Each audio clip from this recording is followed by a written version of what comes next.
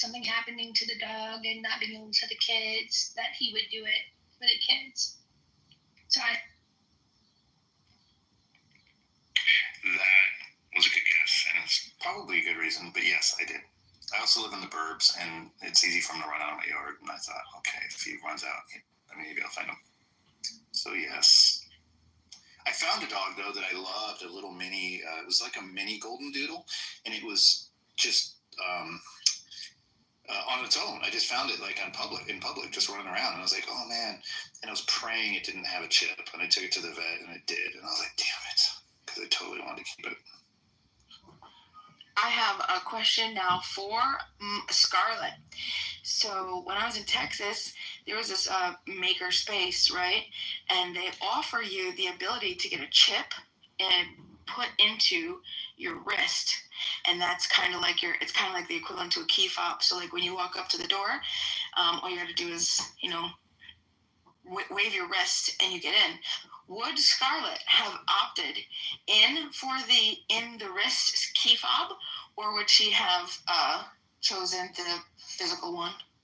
Oh wait, it's a yes or no question. So would she have gotten the in the wrist chip?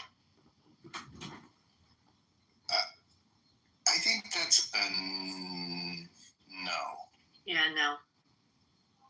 To be honest, I would though. Personally, I would. I know you would. I think she's gonna find out. Oh, because I did all this shit, yeah. Because I'm reckless, yeah. That point. Well, I asked because I gotta be honest. I had to be convinced to not take it because I thought it was cool. Yeah, I mean, if that's all it does, I guess you gotta believe that that's all it does, right? I mean, it just opens doors. Yeah. It's a mark. Will you take the mark of the beast so you can open doors even more easily? Yes or no?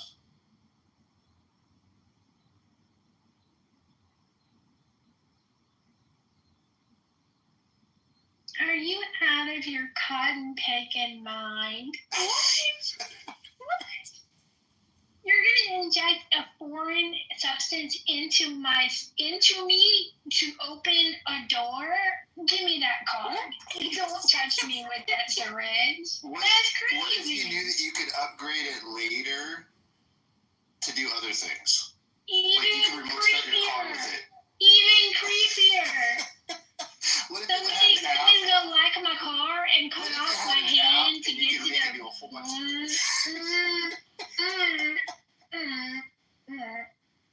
No. But great question, Diva. Thank you. All right, guys. Serendipity, do we want to do the archetypes of women room tonight? Yeah, baby. Yeah. All right. So Jezebels and Bethany's. Yeah, I'm worried. Well, even though we started with Bethany's, if we listen to the John Johnson skit who talks about Bethany's and it's not Bethany, we always can change the title, right? So that we're not, because I did not have time to listen to the skit before now. Can I ask you a question? Mm-hmm. Have you listened to it before? Yes. And I want to support Josh Johnson, and it's how long is the video? I think it's 12 minutes, but I know it's not more than 20. Okay, I know you're worried. Could we break it into just little few minute dialogue? Listen a little bit, have some dialogue. Listen a little bit, have some dialogue. Yeah. As opposed to listening all the way through? If you don't know the comedian Josh Johnson, though, you're in for a treat. He's like Mark Twain and oh my gosh, Mark Twain Award, who got into such controversy with the trans folks because he refused to bend the knee to their ideology. Dave Chappelle. Yeah. Mr. Rogers, Dave Chappelle, and Mark Twain had a baby. Dude, you can't go wrong with that combination. And that's how. And look, he's not right wing. He's not, but he is amazing. He's been at this craft for probably 10, 15 years, and he's still young. He when he was a kid, he was a latchkey kid, so he spent some time at home alone. well, that can get you in all kinds of trouble, except he was fascinated by Craigslist ads. And the KKK put an ad out to recruit. And he contacted them. And he made a friend. And the friend wanted to meet him at the Applebee's or I don't know what kind of restaurant. He trolled the KKK. And I just thought that was so funny. He was so clever. And so, yeah. All right, guys. I'm going to go on silent for a few minutes while I collect all my shares and stuff. And I know Serendipity, this is mainly Serendipity's brainchild with the assistance of MG. And so I'm like helping. It's not really my room. And so I don't want to overpower it with my videos and bore people. So I'm going to let Serendipity take the lead on it. And we'll see how it goes. And if after 5 minutes you guys hate Josh Johnson, we'll turn it off. The link will be available for people to see about the Karens and the Bethanies in our society.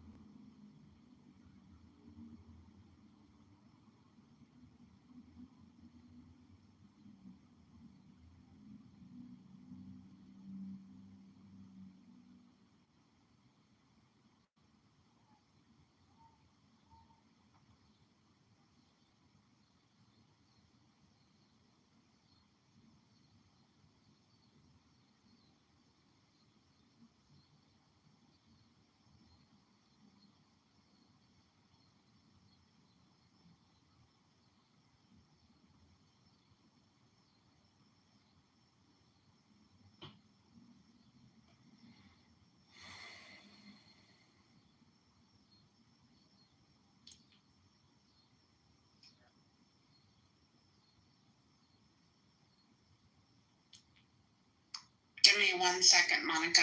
I'm putting kids to bed. Well, I don't need for us to have radio silence.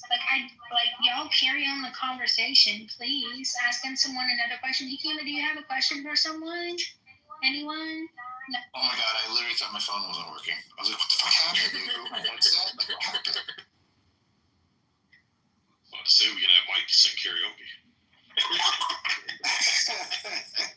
Did we hear everybody's favorite karaoke song? I don't know that we We actually didn't hear all of them. No, we didn't hear a lot more. Keep going. All right, mine would probably be either Carrie Underwood, Deeds, or Total Eclipse of the Heart.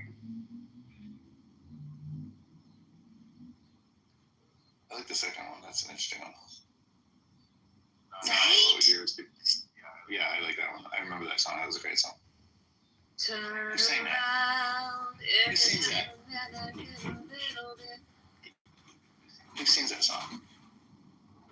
I can't remember who it is. It's not Jefferson Starship? No, that doesn't sound right. Bonnie Taylor. Oh, shit. Oh, shit, I would never guess that. Tyler, Bonnie Tyler. Was that a one-hit wonder, or did she have other stuff too? That sounds like a one-hit I wonder. think she had other stuff. I think Bonnie Tyler was pretty legit. All right, Nye, what's your go-to karaoke song? Oh, that would be More Than Words. Remember that song, More Than Words? Oh, yeah. That was by, Eric Clapton? No, it was in the 90s, early 90s. It was Looking it up right now. By Extreme. Extreme, yes. Oh, that was such a good song. It's either that or I Want It That Way by, is it Backstreet Boys? I Want It Yeah. That Way. Yes. Yeah. More Than Words, I think it was 1991. What year was More Than Words? I'm guessing 91 or 90. So that might be More right Than around. Words. Let me see here. I think I have to go to Wiki and look it up. I think I was a sophomore or junior in high school for it. I think it's 90. I'm going to guess 91. Yep, 91. You're right. Nice job. Yeah, that's a classic. Yeah. He must have a memory associated with that. I do remember, all the music I listened to in high school and what year it was, pretty much. I listened to a lot of NWA and Boys to Men back then too. Boyz II Men was good. Yeah, Boys to Men was good. Remember Luke Skywalker? He was like the first dirty rapper. Oh yeah, Like Uncle swore. Luke. Yeah, he was like the first person ever to like be dirty in rap music. Really dirty on purpose. Yeah, I remember Two Live Crew. And Yeah, Luke Skywalker, Two Live Crew. Yeah, controversy back in the '90s. Boy, Mark Bush wasn't playing that shit. No one took it over. Yeah, you're right. They're like, we don't want this trash corrupting our youth. Yeah, and NWA had that song Automobile. You be good to me, I'll be good to you, and we'll both ride home in my automobile. It was Eazy-E, I think, was the one who sang it. I love Eazy-E's voice. He was my favorite rapper back then. Did you do like Big Pun? Yeah. Yeah, Big Pun. Yeah, I was never big. I grew up in Seattle on the West Coast, and it was all like grunge, pretty much there. So I never experienced like Biggie, and because he was more East Coast, I was more like West Coast rap, like Dr. Dre and his crew. But I like Biggie a lot now. Yeah, it's Kurt Cobain's stomping grounds there. Yeah, he died in '93, I think. I was in a Japanese bar when I heard about it. It was a bar that we used to hang dollar bills, American dollar bills from the ceiling. And I heard about it. I remember being there hearing about it. In '93 or '94. Might have been, I think it was '94. Yeah, it was such a great fucking band. I was at Kurt Cobain, I think he had Dave Grohl and one of the Foo Fighters. Yeah. Chris Novoselic was the bass player. Great fucking band, man. Back then, I was more like Alice in Chains and Soundgarden. Oh yeah, probably those are the two I really liked. And Screaming Trees were another one that I used to listen to a lot. Sig, do you know the song Street Law by Pastor Troy? I do not. Yeah, I'm not really into the down south. Do you know that one, Mike? No, I don't. Never heard of it. Oh, shit. Nobody, does anyone know that one? Street Law, Pastor Troy? I'm living by the street law. Fuck them judges. I'm living, you don't know that one? Was it a rap song from the South? Let's hear some more, Holly. Let's hear some more. I jog my memory. Hey, really good lyric. Yo, somebody get Holly a contract, man. Let's see lyrics. Here, I'll give you a little taste. I can see Holly in her car by herself right now. Yeah, that's what I'm On telling the you. steering wheel, fucking Yes. sit all the way back. Hell yeah. Dude, I was singing along to this by myself. It's Southside St. Okay, guys. Back in the day. If I open the room, you guys kind of need to come to the room. Monica, Holly was speaking, Monica. Hold on.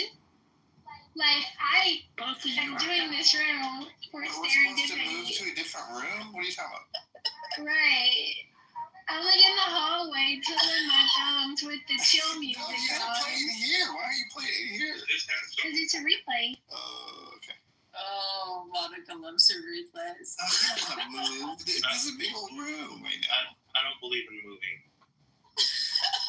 You will if I boom the room. It's a Monica, what are you doing, Monica? Oh, that's mean. Wilding out today. Authoritarian AF.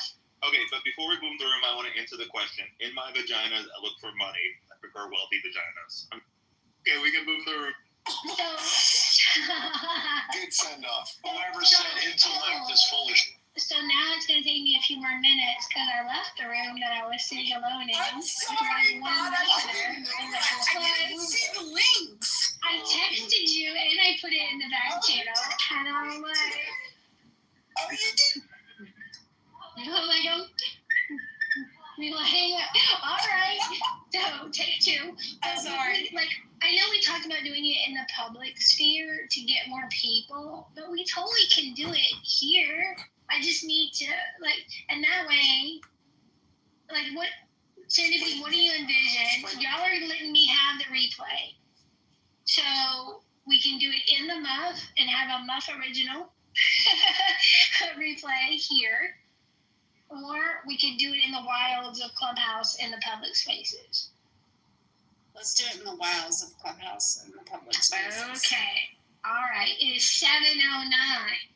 If the conversation gets super good in here by 7:12, y'all please remind my friends that I'm sitting alone in the hallway. I told you I was getting kids. I know, and I felt bad, so then I was like, well, let me put it in the back channel, because where, people would see it, and still nobody, and I'm like, oh, okay, And all then we right. started talking music, and And then Holly started rapping. yeah, Holly was rapping like. Holly has a great voice. Yeah. Leave when It was Holly epic. raps.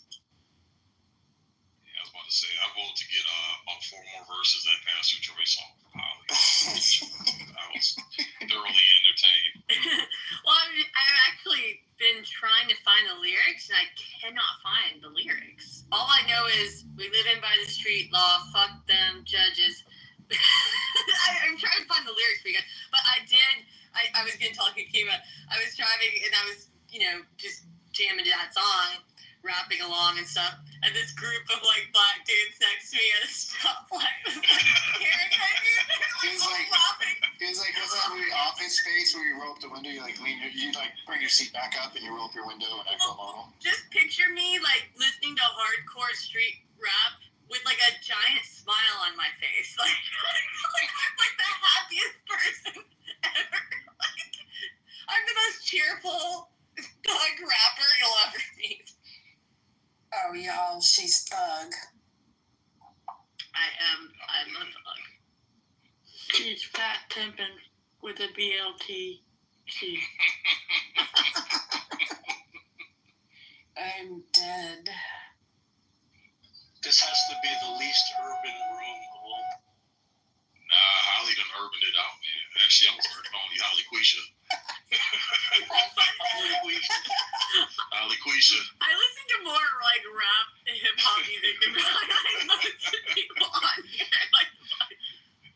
Oh, you need some braids, get you some lashes, Holly. Come on now. Dude, I'll be banging. I got the ass. I already got the ass. Oh man, that's hilarious.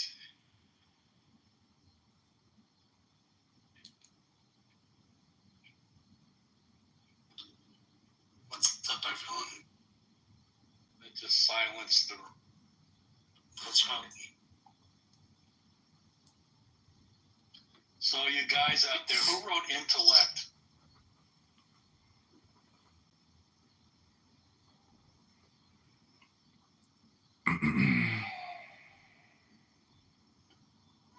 I did. All right, because whoever wrote that's full of crap. Is Scarlett in the hallway now? Are we supposed to go? I'm looking. I told her to post Oh, you the haven't seen link. Yeah. She's Can you, setting things up. Can you ping the link to the top? Once you Yes. That's what I'm going to do. I'm going to pin the link to the top so we can all move over. Sweet. Yeah, sometimes, man, it's hard to find rooms in the hallway. Sometimes I know. I don't even like to be in the hallway anymore. Already. Yeah. I'm looking. Are you just gonna put the link in the chat or whatever? I'm going to stick it up top.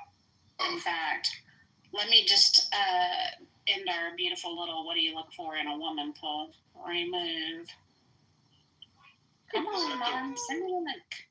Is that the Karens and Jezebel room? Is that what Scarlett's doing? Yes. We're going to do the Karen, Oh, boy. Jezebels, and Bethany's. Dr. Mitch, what's your go-to karaoke song? That's a great question. Anything by Tony Bennett, bro? Oh, that's good. That's fun. Classic. Tony Bennett, nice. Yeah, it's cool.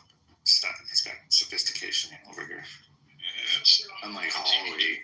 Holly's a hood rat. Dr. Mitch has sophistication. Holly Quisha over there just got to ghetto shit up.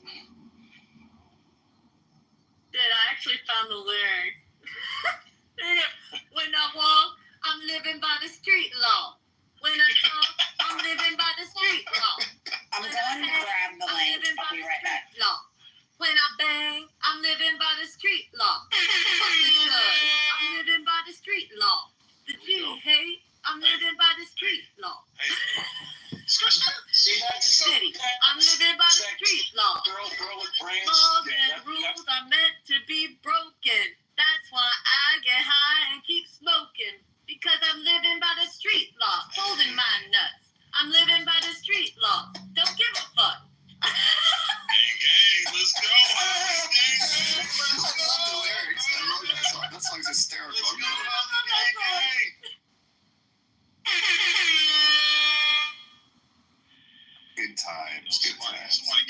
Somebody get Holly Quisha contract. Let's go. Okay, Let's go. She going double platinum.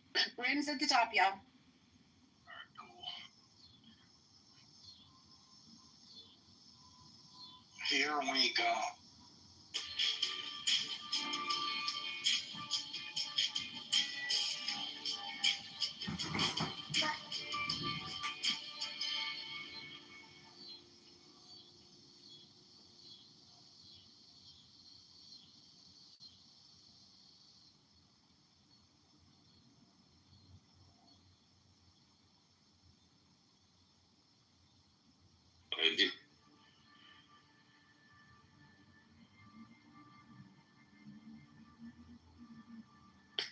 Listen up, Monica, with the sweet little welcoming music.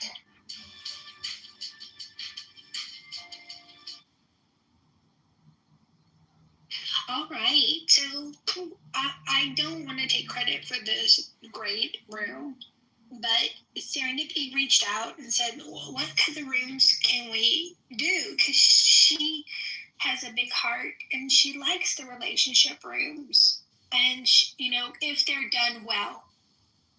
And so I said, yeah, well, relationship rooms are rarely done well on Clubhouse. And so we came up with the one for the guys that we're doing tomorrow, the father effect, the father room, talking about men and lifting up the good dads. And you don't have to be a great dad to be a good dad. And then we're like, well, we should do one on women too. And so we can discuss the toxic femininity and we can discuss the positive femininity because women are human, contrary to popular belief, and we have a range. There's a spectrum of us. And, we can be Jezebels, we can be Karens, we can be Bethanies, we can be, and sometimes are all of them above at the same time. And then, of course, there's some of us that traffic in dysfunction. And I don't know, Serendipity, why don't I give you the mic and we'll see where we are. And MG should be coming to be mod too. Yes. I think we've actually got a few other mods coming. I'm sending the link, trying to get them in here right now. Hey, Scarlett. Oh, she's busy. Hey, it's Dr. Mitt. Hey. So I know what a Karen and a Jezebel is. A Karen is kind of an entitled person, right? Maybe narcissist. Jezebel, more like a borderline. But what's a Bethany? I'm glad you asked that question, sir. And we will be elucidating that when I play this very short, because I found a YouTube short that explains it. Once we have our people assembled. But so I don't personally mind being called a Karen because I think there's a utility for Karen kind in our society.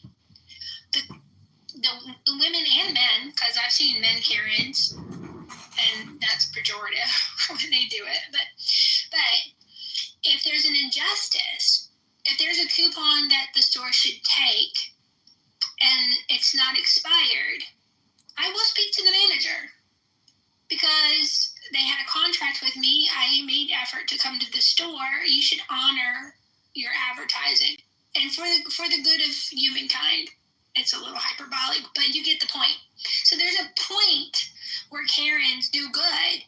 If Karen sees smoke coming out of a house, Karens are more likely to call the police and alert the fire department. That's not a bad thing. But some people have said mind your business and don't report things that are causing problems or have the potential to cause problems and cause harm. But of course, like I said, Karen powers can be abused and are. And we'll see viral videos of Karens gone wild, acting badly, and with unfortunate consequences for them and for the people. So that's Karen. Jezebels, those are the women who use their feminine wiles and their sensuality and their sexuality to manipulate people. So they are the women who want to be paid to go out on dates with you, and then you thank them for the pleasure of their company. They can be very manipulative, and they use their charms for their good, their benefit. So they treat men as wallets, just like some men treat women as objects, you know? I don't know what the male version of a Jezebel is, a man whore, but I don't really think those are equatable. I think maybe the opposite of a Jezebel for a man would be maybe a womanizer, because they're not invested in individuals. They're out for what they can get. It's transactional. Gay men have Jezebels in their circles, in their networks. Oh, God. Okay. And then I'm going to say Bethany for the video. So Serendipity's going to give me a cue. I don't see MG. Did we wait too long to host the room? She was here a minute ago. No, she I popped just got a message from her. I think she's on her way. Hang on. Does anybody have any questions about the two? And then these are not the only three archetypes. There's the mother, there's the mother, and then of course there's the Oedipal mother, who will wound their children so that they can maintain control over them, stunting the men, and Snow White's mom, the girls. So, like, we're not exhaustive in our archetype list when we're doing these three, but I thought these three would be a good start, and maybe we do a part 2 or part 3 if interest allows. Now, is one of them a Munchausen mom? Oh, that would be the Oedipal mother, I would think, huh, That's Dr. right. Mitch? That's why I asked. We've seen that. We've seen that. We've seen that when little Tommy, their 3-year-old, well, actually, I have a name, James Younger. When James Younger was a toddler, 2.5, 3 years old, his favorite movie was Frozen. So his mom said, oh, well, James wants to be a girl. I'll enroll him in school as a girl, and I will call him Luna. To the horror and refusal of her husband, she then took the twin boys, James, I don't remember the other one, to California because it's a trans sanctuary state. And the husband, the ex-husband now, I think his name is Fred Younger, but I could be mistaken, Frank Younger, had to pay for gender-affirming care and therapy for his son, and was allowed no private visitation with his blood, with his progeny. It's a terrible story. So would she be a Bethany, a Jezebel, or a Karen? Mom in that situation. That would actually be in the part 2. That would be a Oedipal mother, I think, a devouring mother, because some women like attention and admiration at the detriment of their children. Look at me, how bold and beautiful and brave I am that I'm allowing my son or my daughter to go through gender care because I want to honor their feelings.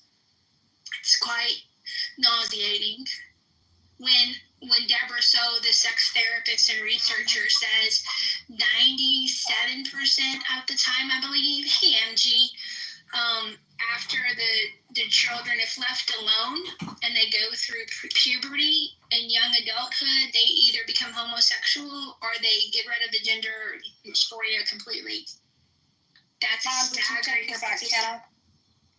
For me?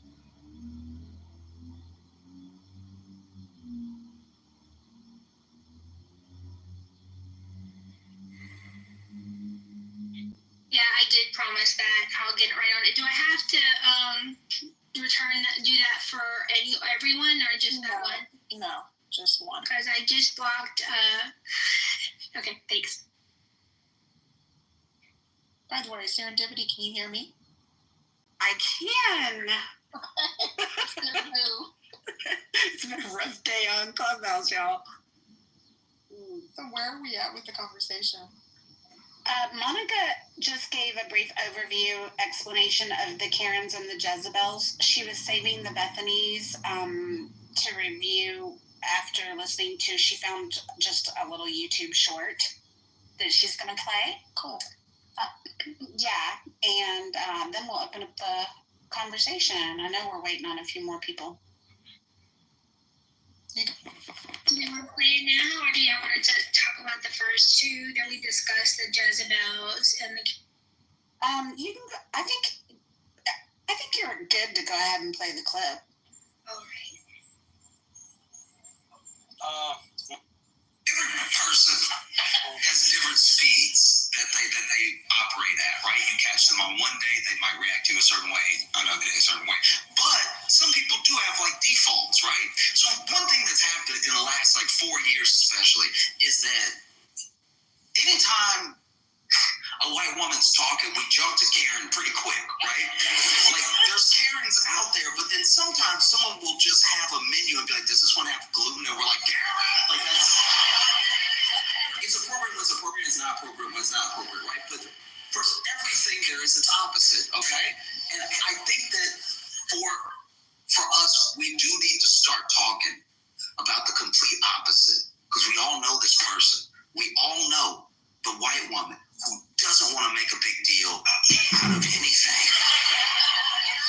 We've all met this person. She could literally be on fire.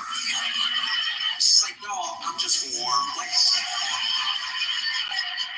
no. You're in danger, Bethany. Let us help you. You know what I mean? Like, she could call you. She could call you in the middle of a robbery. When she's at the bodega, it's getting robbed right now, and she calling you being like, oh, no, I don't want to bother her. Just if you get around to dialing some numbers, it would be really helpful. Every person. That's it. Short and sweet, huh? Isn't he charming? Like when I tell you, I want to share every skit he does, even the ones that mock Trump and Elon, even the ones that threw shots at Jillian Michaels. Like I don't even care because it's funny. So if it's funny, I can laugh at myself, and we should be able to. And it's healthy. It's healthy. So yeah, that's Josh Johnson. The link of that short is in the Jumbotron. I'm gonna change I'm gonna remove it in a couple minutes. So grab it while you can, because I think we want to do poll serendipity in here, or do we want to advertise? We do want to do a poll right now. Okay. I love comedians who are able to read their room and do jokes that aren't crossing the line too hard, to where it's to where it could really hurt somebody. I like comedians like that who just, stay on the fence with them.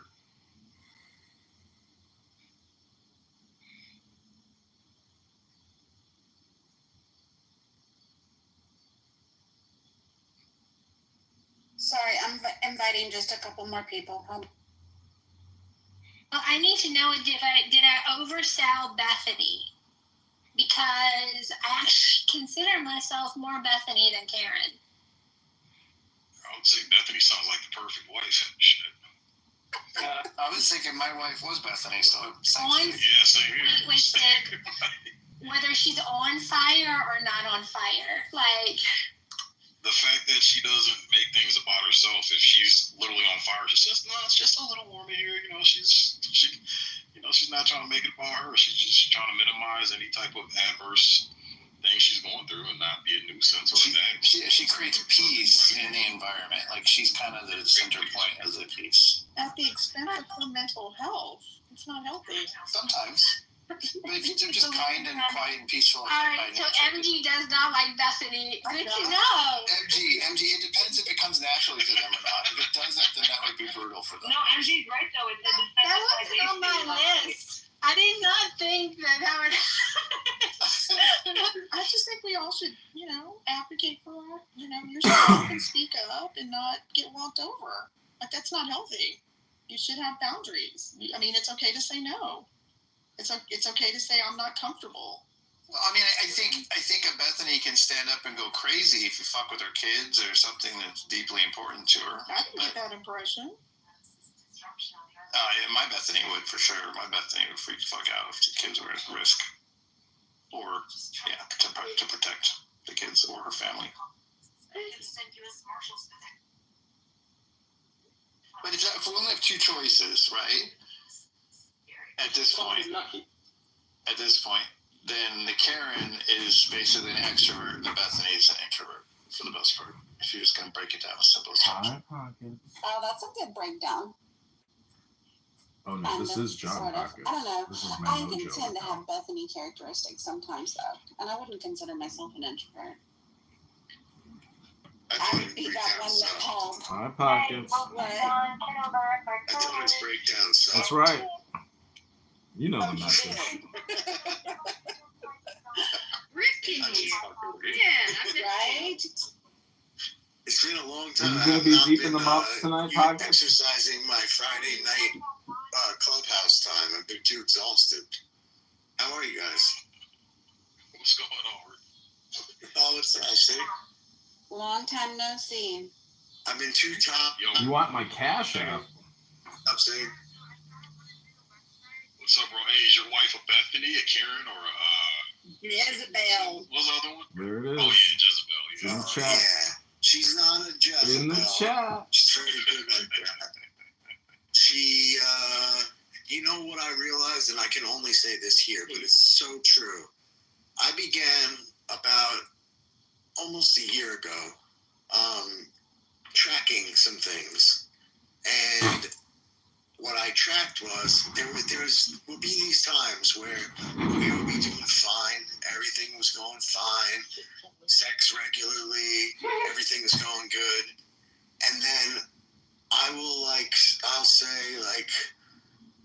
we'll be like joking about something, like literal joking. She's laughing, I'm laughing, and I'll say, you're crazy sometimes, and then she will blow up, lose her.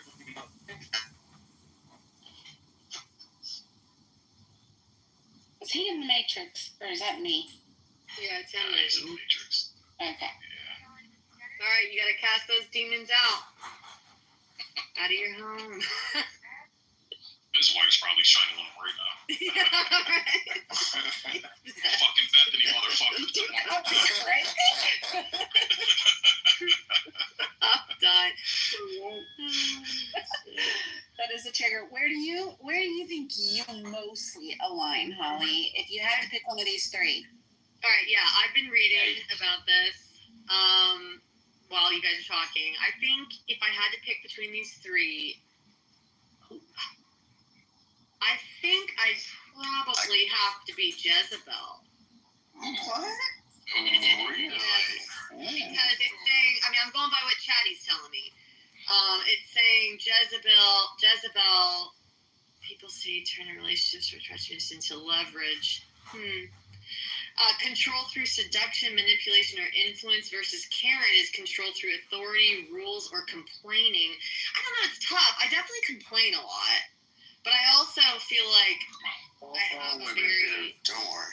Yeah, like I uses charm, sexuality, or I don't think I do so much on the sexuality thing, but I'm definitely use like charm and charisma to get what I want. Like highly persuasive, can be jealous, competitive, or undermining towards other women. 100%. 100% I can. Oh, it's not. So I think Jezebel's me. Jezebel's me, yeah. Jezebel is me. Interesting. I don't identify with none of it. Karen, Jezebel, Bethany. None of it speaks to me. Well, go ask ChatGPT, because that's how I came to my conclusion. I had to go a little deeper with what Chatty was telling me. Monica is definitely a Karen. Yeah, I'd agree with that. Yeah, Monica's definitely a Karen. Sure. Karen from 34B. What is eating? I don't know. Let's see. I'd say Edie's a Bethany. Sorry, Serena. A Bethany?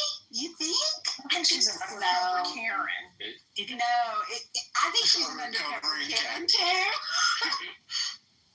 An undercover. I don't know what all the ones mean, but I assume Karen. But what is Bethany and Jezebel and? Bethany is the one. I'm on fire, but I'm not going to complain about it. I'm just going to be like, oh, it's a little warm, but it's alright.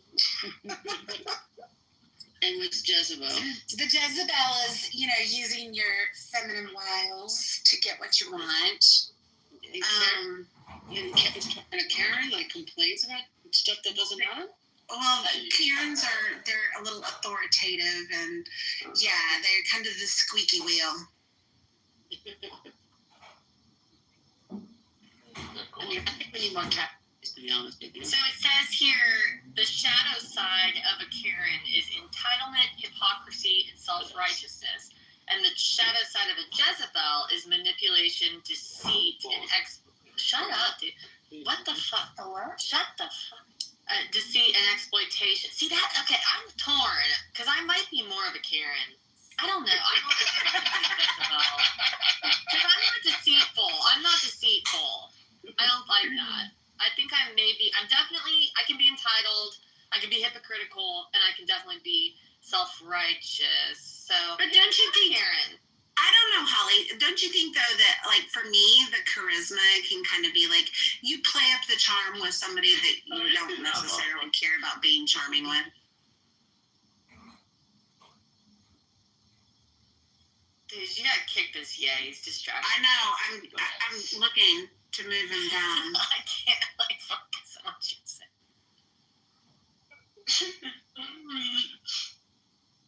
Mom, why can't I move him down? Let me go check our room settings. Hand raising. Here we go.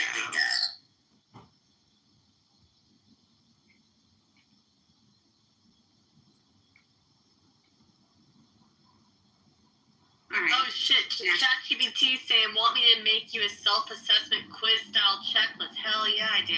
Yes, let's do it. Did you ask it about Karen's, Bethany's, and Jezebel's? I did, yeah, I've been all over it, yeah. Oh boy. I bet you were Bethany until you started listening to Pastor Troy Holly. I know, right? Yeah, he turned me into a Jezebel. Straight up. I'm gonna Instagram message that dude and be like, you ruined me. That sounds like an inside joke. You guys want to share? Oh, he's because I was rapping one of my favorite hood songs from back in the day. Street Law by Pastor Troy. That's what he's talking. Yes, those were the shenanigans that were going on when you originally tried to create the rant. Yeah, you missed it. You missed it, Scarlett. Holly was dropping. The Holly. Holly Quisha. Love it. I love it. So that goes the dark side of a Bethany would be what MG said. Of the willingness to self-harm for the benefit of the self-sacrifice goes too far, and they're not willing to stand up and tell people. So there's a quote, something, if you don't tell people about your pain, they'll kill you and tell you you enjoyed it. That's significant. This is pretty rare, wouldn't you say? The Jezebels? I mean, the Bethany's? No, yeah. I mean... Bethany's? Yeah, even women that are quiet kind of know what they like and then what they don't like, don't you think? No. No, I think there are some, like I said, I can definitely, I know a few Bethany's in my real life for sure.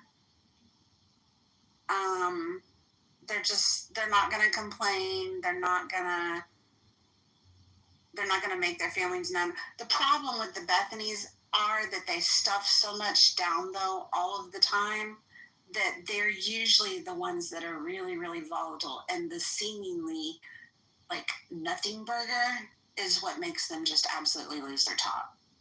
And then they regurgitate it all. It all comes out.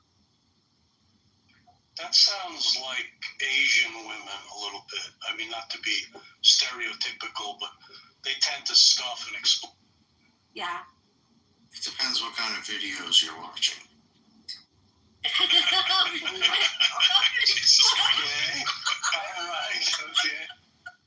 Holy cow! Stuff and explode. Oh boy. Did you guys hear my story about tracking my life, or did I completely cut out? You completely cut out. Good. Well, okay, so we were having these, I've known this woman for 20 years, since she was 16 and I was probably 18 maybe. And so all these years, but particularly recently, we got the kids now, we got the house, blah, blah, blah, the same shit that happens with everybody. And, I would notice we would be doing really well. Regular sex, scheduling sex, by the way, is the greatest thing that ever happened to me. It's Wednesdays and Saturdays, and when we're doing poorly, it's just Wednesdays. But anyway, we would be doing great. We would have, we'd be talking, calling each other during the day if I had to. That has nothing to do with her. I just don't want to talk to anybody while I'm working.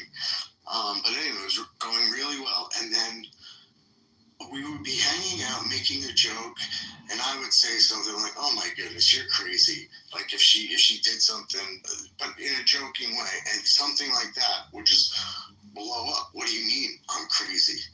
Why do you have to do this? And then storm off and this and that, and then not speak for 3 days. And this is like a pattern.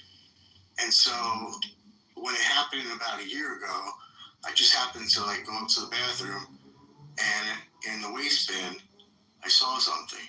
So I began to, whenever this would happen, I would take pictures with a timestamp on them because I was looking to see if there was some kind of pattern. And oh my goodness, 1 year later, within a 4-day period, I can track when these blow-ups are going to happen and when the insanity is going to occur, which is interesting, right? But what does Ricky do? Fucking stupid Ricky. He goes, and during the last argument, he goes and tells her about it and then breaks out the pictures and begins to show her like some sort of idiotic cop from a movie. And that's when the real blow up occurred. What are you? You're wasting your time. It was really bad. Really bad. We're over it now, but now I don't know even what got into me to do that. So that's my story. You were proud Sherlock. You cracked the case. 100%, Monica. I was proud. I thought that this was going to do it. This was going to show her that she is irrational and she is doing this and it's not me and I'm treating her just fine and everything else. You hit it on the head, Monica. Boy, was I wrong. Boy, was I wrong. Okay, so that brings me to my next question. There's a poll at the top of the room. What archetype do you see most on the app? I have an interesting perspective on this. I think ladies are at narrowing down these archetypes on other ladies than men are. What say you?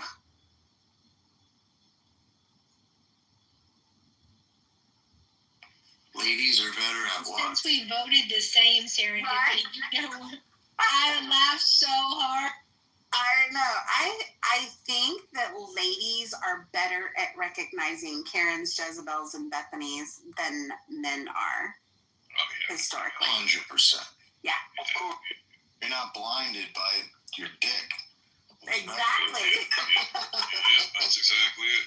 We'll give every effort to give the benefit of the doubt as long as that thing's in control. Right. So the options on the poll, for those of you that can't actually see the poll, if you haven't updated or whatever, is which archetype do you see most on the app? There's Karen, Jezebel, and Bethany. And right now we're at 58% Karen, 43% Jezebel, and no Bethany's. I definitely see the Karens, the cunning, calculated, the insincere. You know, I mean, I guess we can see it better than men, but I definitely see Karens the most on this app for sure. Do you see? I see a lot of women that I don't think guys realize how manipulative women can be. And I see a lot of women, they kind of play into a man's natural proclivity to be a little bit protective, and they use those feminine wiles to, you know, oh, I'm just a sweet little innocent victim. It starts at the PT. Because I talk softly and sweet, and I come across very unassuming. Yes. But this is completely calculated. Yes. Yeah. Yes. I see it too. I find women to be extremely manipulative. They love to use, you know, oh, I had a bad relationship. You know, I had X, Y, or Z going on, and they use it to kind of garner like an empathy from the guys. So here's definitely my vote. But I think that we're missing is because guys don't care. They just care is this woman paying attention to me or not. He doesn't care what she's doing. He's actually Right. That's so sad. It starts at the PTR. Like, honestly, That's true. pull to refresh. Now tell me people are going to pay attention to me because of what I say. Like, really? When they do boobs and butt shots, that they're like, pay attention, and then also listen. Are they manipulative? Do they use people? I'm sorry, I interrupted serendipity too. It was the Cracker Barrel logo that got it.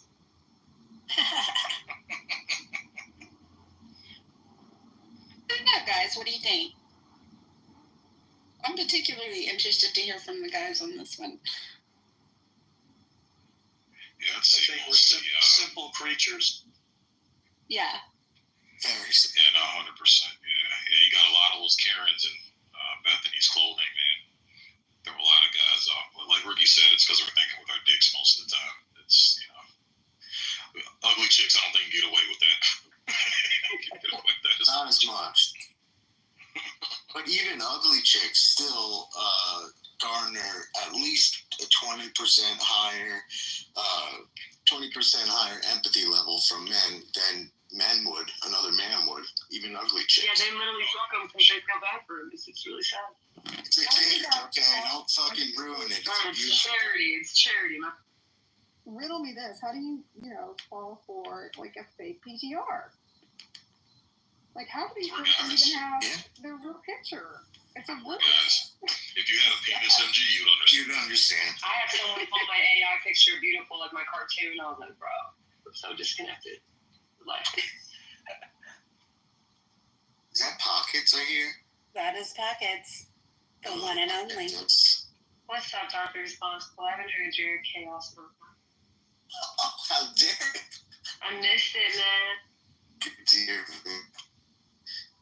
Yeah, I wish I had time. We had so much good chaos in the past. We were Bethany's, bro. We were full on Bethany's. No. We would be on fire. We would be on fire. The rooms would be chaos. And we'd just be sitting there, bro, like, yeah, we did this shit. This is a win. We were Bethany's. Well, some of Dr. Responsible's chaos was fun for him and less fun for me. It was very fun for me.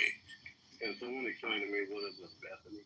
Yes, Adrian. A Bethany would be the self-deprecating, woman who, I'm on fire, but I'm not going to really complain about it. I'm just going to say, maybe it's a little warm in here.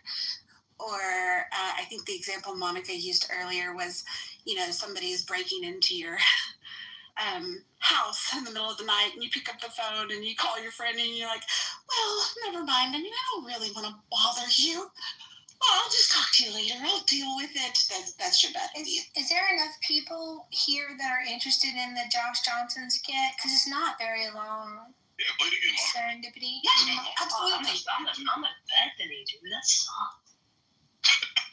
I don't think I've ever met a woman like that in my life. Every person has different speeds that they operate at, right? You catch them on one day, they might react to you a certain way, another day a certain way. But some people do have like defaults, right?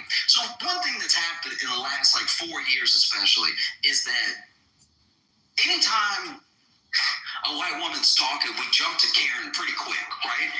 Like, there's Karens out there, but then sometimes someone will just have a menu and be like, does this one have gluten? And we're like, Karen! Like, that's... It's appropriate when it's appropriate, it's not appropriate when it's not appropriate, right? But for everything, there is its opposite, okay? And I think that for us, we do need to start talking about the complete opposite, because we all know this person. We all know the white woman who doesn't want to make a big deal out of anything.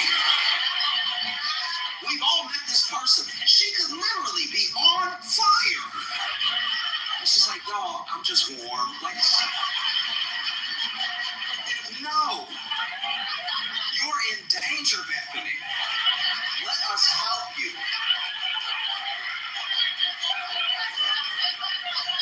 You know what I mean? Like, she could call you. She could call you in the middle of a robbery. She's at the bodega. It's getting robbed right now. And she calling you being like, oh, no, I don't want to bother her. Just if you get around to dialing those, like, 3 numbers, it would be really helpful. Every person. That is from a larger skit called The Body in the Backyard. And it's such a good bit. He is so skilled.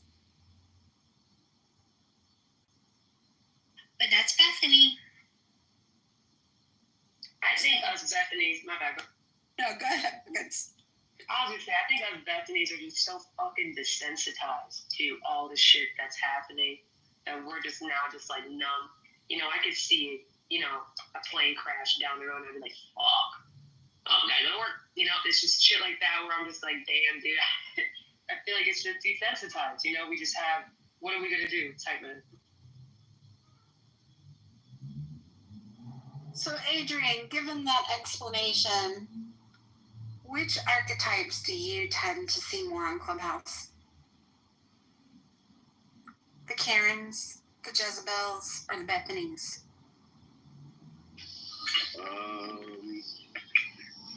The Karen Bells. That's what I tend to say. The Karen Bells. Karen Bells. Yeah. That's what I tend to see. It's just a mixture of both. Not so much the Bethany. You know, one thing that we haven't unpacked is how we as women can be victims of the Karens, Jezebels, and Bethanies. Like, they play on men's talk, but they play, you know, on us too. Mm-hmm. Right? Yeah, for sure. So, especially on this app. I think it's just widespread. Now, if you asked me what that question that you asked Adrian. Yeah, if you asked me the same question that you asked Adrian, what do you see most on this app? I wouldn't have answered. I would have answered your question with another question. Which side? The dark side or the light side or the regular side?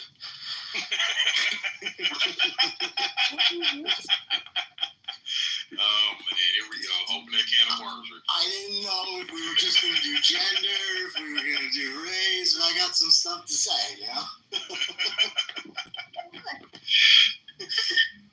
This could get long, so you guys talk, but, you know, at some point, I have some unloading to do. I know. Why don't you share about spending his time? Right. Why don't you share about 2 or 3 minutes of your adventures on the dark side, and then we'll bring it back, and then we'll do another dive in a little while. And nice. Like, what do they call that when comedians do that in Vegas? They do, where they come back and they stay there and they do a little bit more. Anyway, circle back. Yeah, we'll circle back. So everybody knows my exploits on this app, and I like talking to black people. I'm going to admit it right now. I like talking to black people and progressives and liberals, and then coming back to see you guys, normal people, mostly normal. So I spend a lot of time over there. Even sometimes I'm just listening.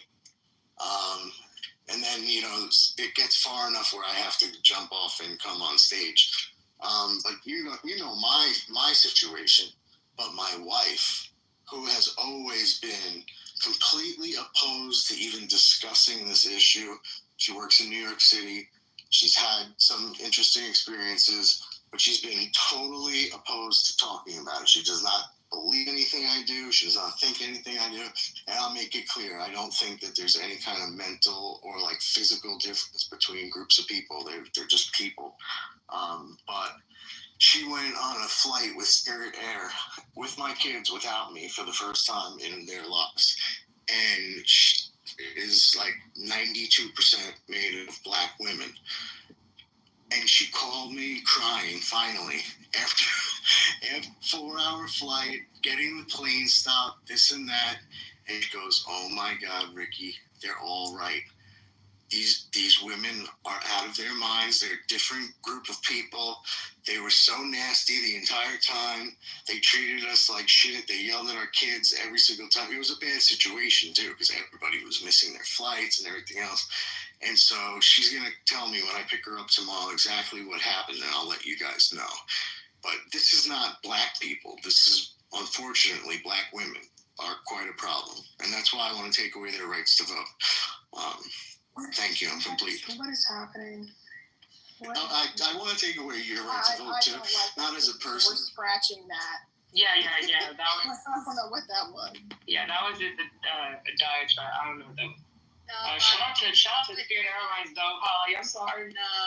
No, dude. Spirit is absolutely anti-white. I've been saying that for years. Really?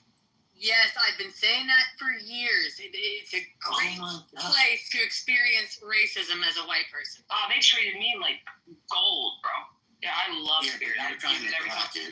I'm definitely blonde hair, blue eyed. I'm like a prodigy for that. Oh, such a female M&M. Yeah. Yeah. I can't believe you said that, Holly. Yo. I never flew on Spirit before. So many times. I've flown. I never had one crash. She said, "I can't believe the experience of racism.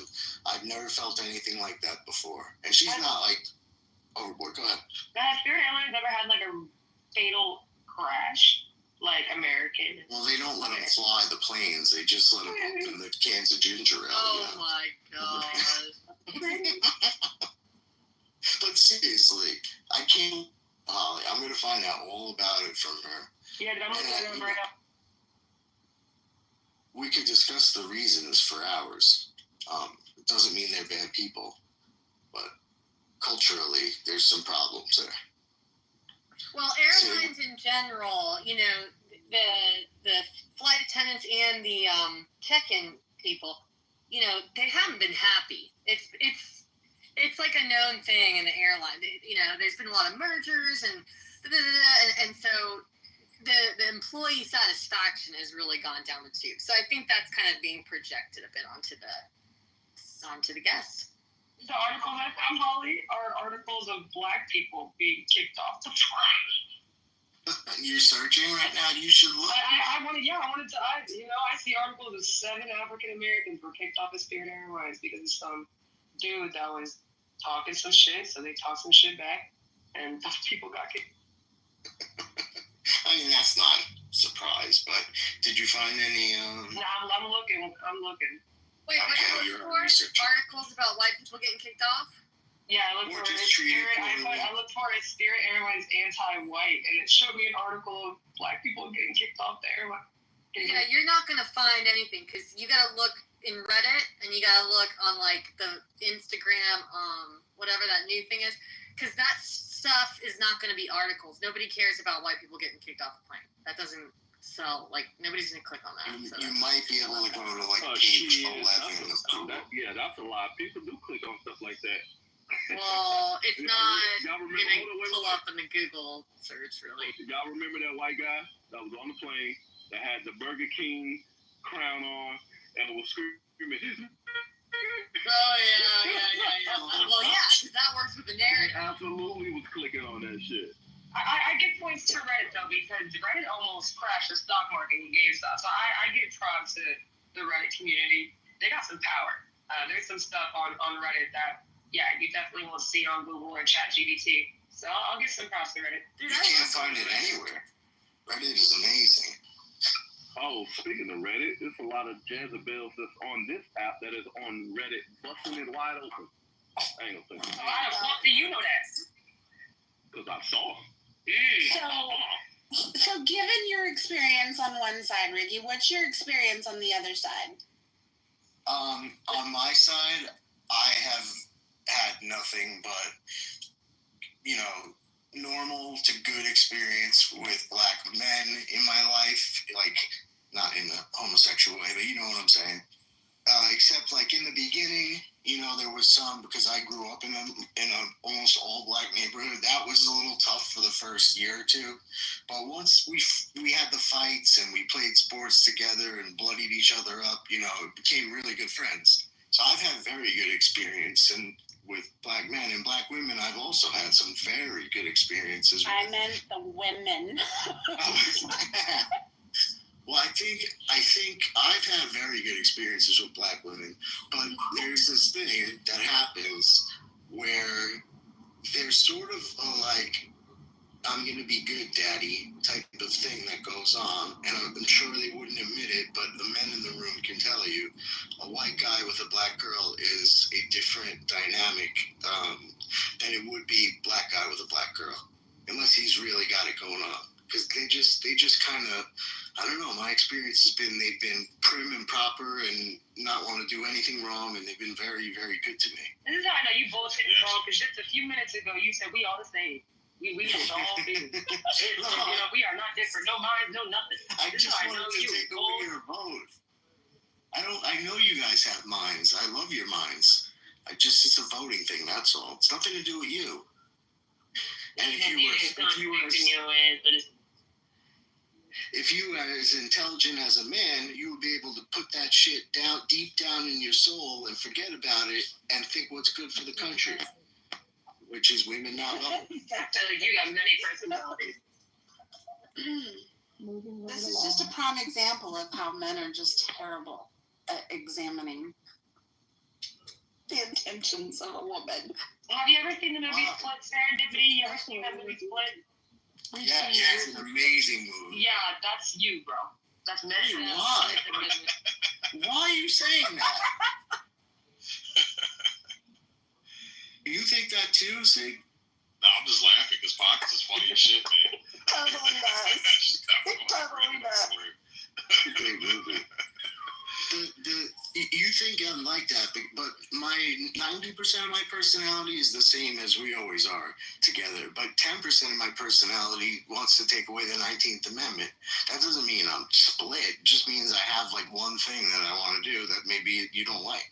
Maybe it's just your train of thought. I feel like you go from like A to Q sometimes, and I just miss a bunch of shit. But I feel like you say things, and then you go out the light, and then someone else grabs the light, and they say something completely opposite of what you said earlier. Yeah, and then you're like, what did I say? I didn't say that. I said You're supposed to be in the light. You got the light. You're like fucking Hedwig, dude. That is a great movie. Like fucking with Drake, bro. If you haven't seen the movie Split, it is one of the best acting performances I've ever seen, and it's a fantastic movie. But it's a trilogy, though. You got to see Unbreakable, and then Split, and then Glass, which is it's hard. Ooh, I didn't see Glass. Yeah, Unbreakable is the entire train wreck, and with Split, his father was the one who died on that train wreck. James McAvoy, that's his name. His father died on that train wreck in Unbreakable. He was one of the victims. They're all connected, bro. With what's his name, bro? The one in the wheelchairs. Samuel L. Jackson. Yes, I'm so sorry, Samuel L. Jackson. Mr. Glass, so thank you so much. He orchestrated all of it. He wanted to make them superheroes. That's what Glass is. You gotta see Glass. They all meet up, all of them, all three of them. Bruce Willis, James McAvoy, I think his name in this. I will. I'll watch it tonight. Well, my family isn't here yet.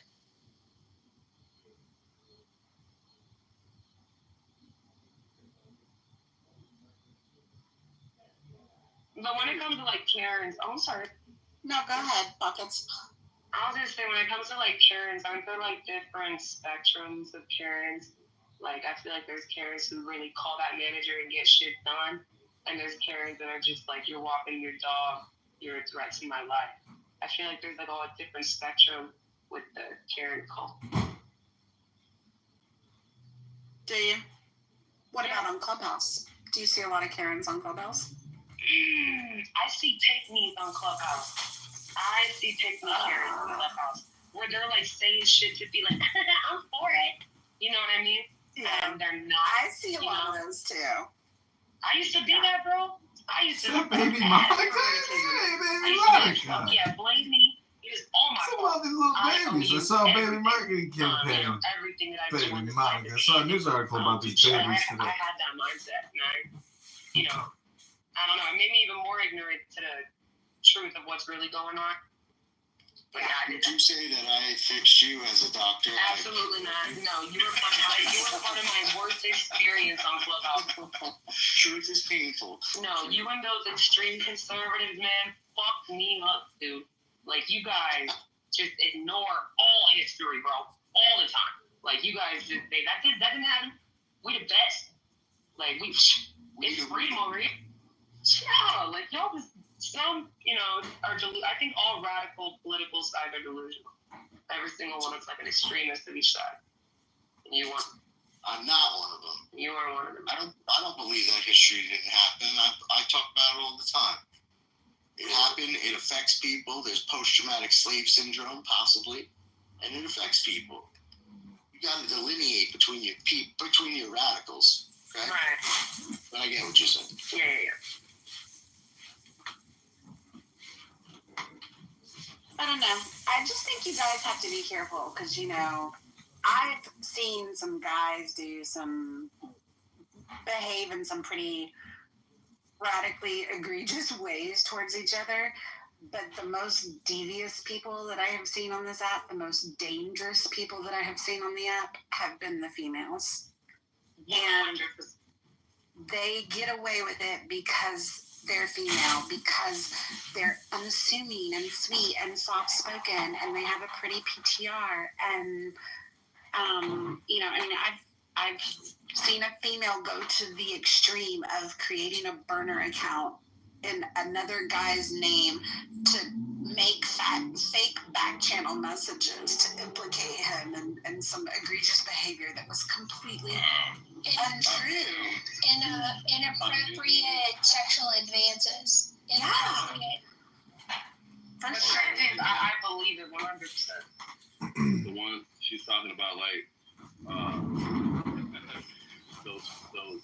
those ones she's talking about be doing shit like constantly disrespecting men, interrupting men, and all of this and that, to the point where it will cause him to call her bitch. Ooh, Pocket sends right? $25. And then you see another one that's just like her come off the mic. Hey, don't call her a bitch. Wait, hold the fuck up. Where the fuck was you at when she was disrespecting me? You didn't say a fucking word. But now you want to say a fucking word when I come off the mic and defend myself? Yeah, fuck you and her. But you know what, Adrian? You and her. That shit up, Adrian. Wake it up. But you know what, Adrian? The thing of it is, there are those for sure. But the ones that are particularly dangerous are the ones that are never going to get in your face about that. They're going to have more of that pick-me attitude. They're going to be the ones that are rah-rah and cheerleading for you to your face. And behind your back, they're going to be doing the most devious shit. Like, that's what I'm talking about. The ones I'm talking about, they're not going to get in your face. They're not going to be aggressive and assertive with you. They're going to be the unassuming ones. The ones who are always, cheering you on, fight the good fight. And it's the very unassuming ones. Those are the people that have been the most dangerous, I feel like, on this app. It reminds me of high school girl, like when those, because I was bullied, bro, like so bad in high school. And that's why on this app, I'm just like, I'm done with fighting people. But girls are nasty, dude. Like, these girls would come to my house, try to, mess with my brother. One girl set my closet on fire, right? And blamed it on me. And we had, like, women are just so nasty, and investigators don't find anything, bro. These women are finding shit, and it's scary what women are capable of, especially when it comes to disrespecting men and thinking that it's okay to do it just because you're a girl. Like, I will never call a man a bitch, a hoe. I'll never try to hit a man. I feel like those things are becoming so popular, and it's just becoming sick. Like, women are literally getting killed because they're trying to be, this. I don't know. It's I don't know. It's crazy, but. When I said earlier, I see a mixture of Karen bells. What I meant by that is those women that whore themselves out for all the attention and shit, for any amount of attention on this app, and then complain about the attention that they get. The Karen bells. You done got your ass out here in these clubhouse streets, and you hoard yourself out for attention. Now, you got some attention, it's just not the attention that you want. Now you're complaining about it. Yeah, get the fuck out of here. Karen bells. Now, I've understood the mashup, and I don't disagree with it. When I opened the room, I can't remember if it was the first time or the second time, I talked about how transitory, like even Josh Johnson said, circumstances might be such that we show our asses, that we exhibit Karen behavior when we're typically a Bethany, or Jezebel behavior when we're typically a Karen. Like, it's like a spectrum, right? So I totally can see there's a video that I'm not going to play, but it's called The Power of Victimhood. Or Victimhood is All About Power, by the Atlas Society. It's a speech from the foundation that likes Ayn Rand, the libertarian. And it's very good. I'm going to put it in the chat.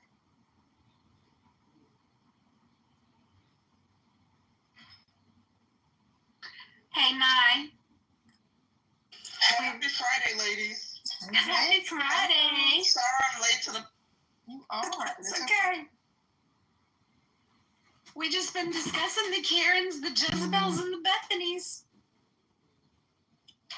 Of Clubhouse, no less. So what inspired this topic? So many thoughts. I don't know. It's just a topic that Serendip and I were talking about because, just the drama that we've seen in the hallways. And we just felt like we need to kind of unpack it. Yeah. So how does one protect oneself from a Karen, a Jezebel, or a Bethany? I think the Jezebels are the most dangerous.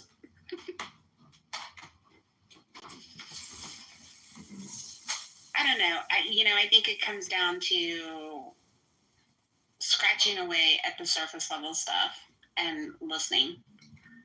If you listen to what they say, oftentimes they will reveal themselves.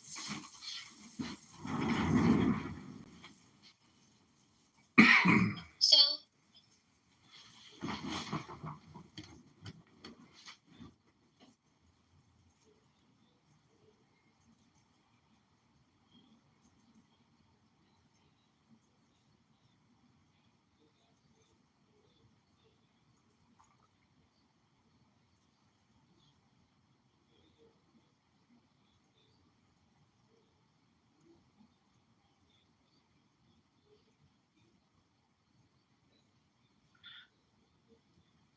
Hello, my name is George Steenhardt. Welcome to Politics on the Prairie. We have a great guest today, congressional candidate John Kitover. How are you doing today, John? George, I'm doing great. How are you doing?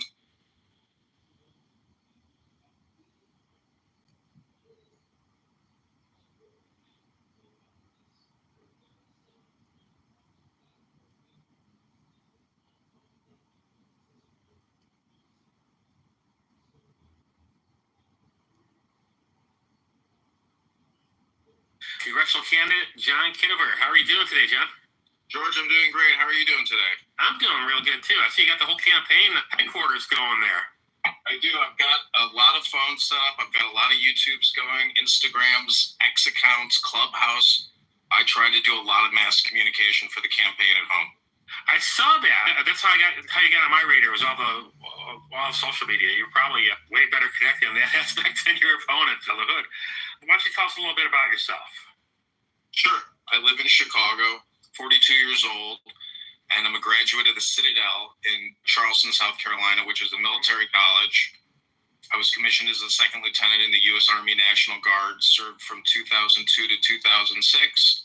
And then I've worked in digital marketing, media buying. It shows. Advertising technology for about the past 20 years, 15 years. And I've worked in the government at the Treasury Department and the Department of Commerce, working in real estate operations, leasing, project management. And I launched this campaign to run for Congress a couple months ago. We've raised about $600, mostly through social audio, through an app called Clubhouse, which is similar to X Spaces. It's basically a Zoom conference call, essentially. It's all audio.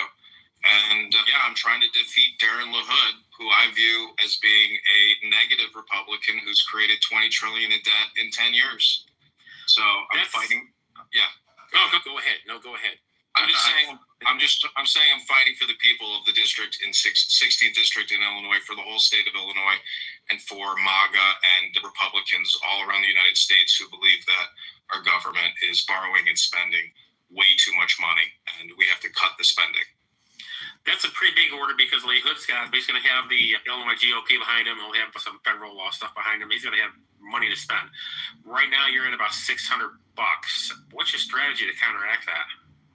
It's by having conversations with you in open, frank, transparent manners. It's grassroots, and unfortunately, the algorithm doesn't favor me. It literally create as much content as you can, connect with as many people as you can, and really getting on the ground in Rockford and Peoria. The number one goal of this campaign right now is to get 1,000 signatures on our petitions. Sure. So I'm pretty confident over the next 3 weeks on Fridays and Saturdays in Rockford and in Peoria, we'll be able to get the number of signatures to get on the ballot in March. Don't forget to hit the metro stations in your district. Those are great places to harvest the voters from. Let's go back to LaHood real quick. You call him a rhino, which has become almost cliche at this point. Everyone's a rhino is running against someone else. When we look at him, though, his voting record isn't. You guys see eye to eye on some stuff.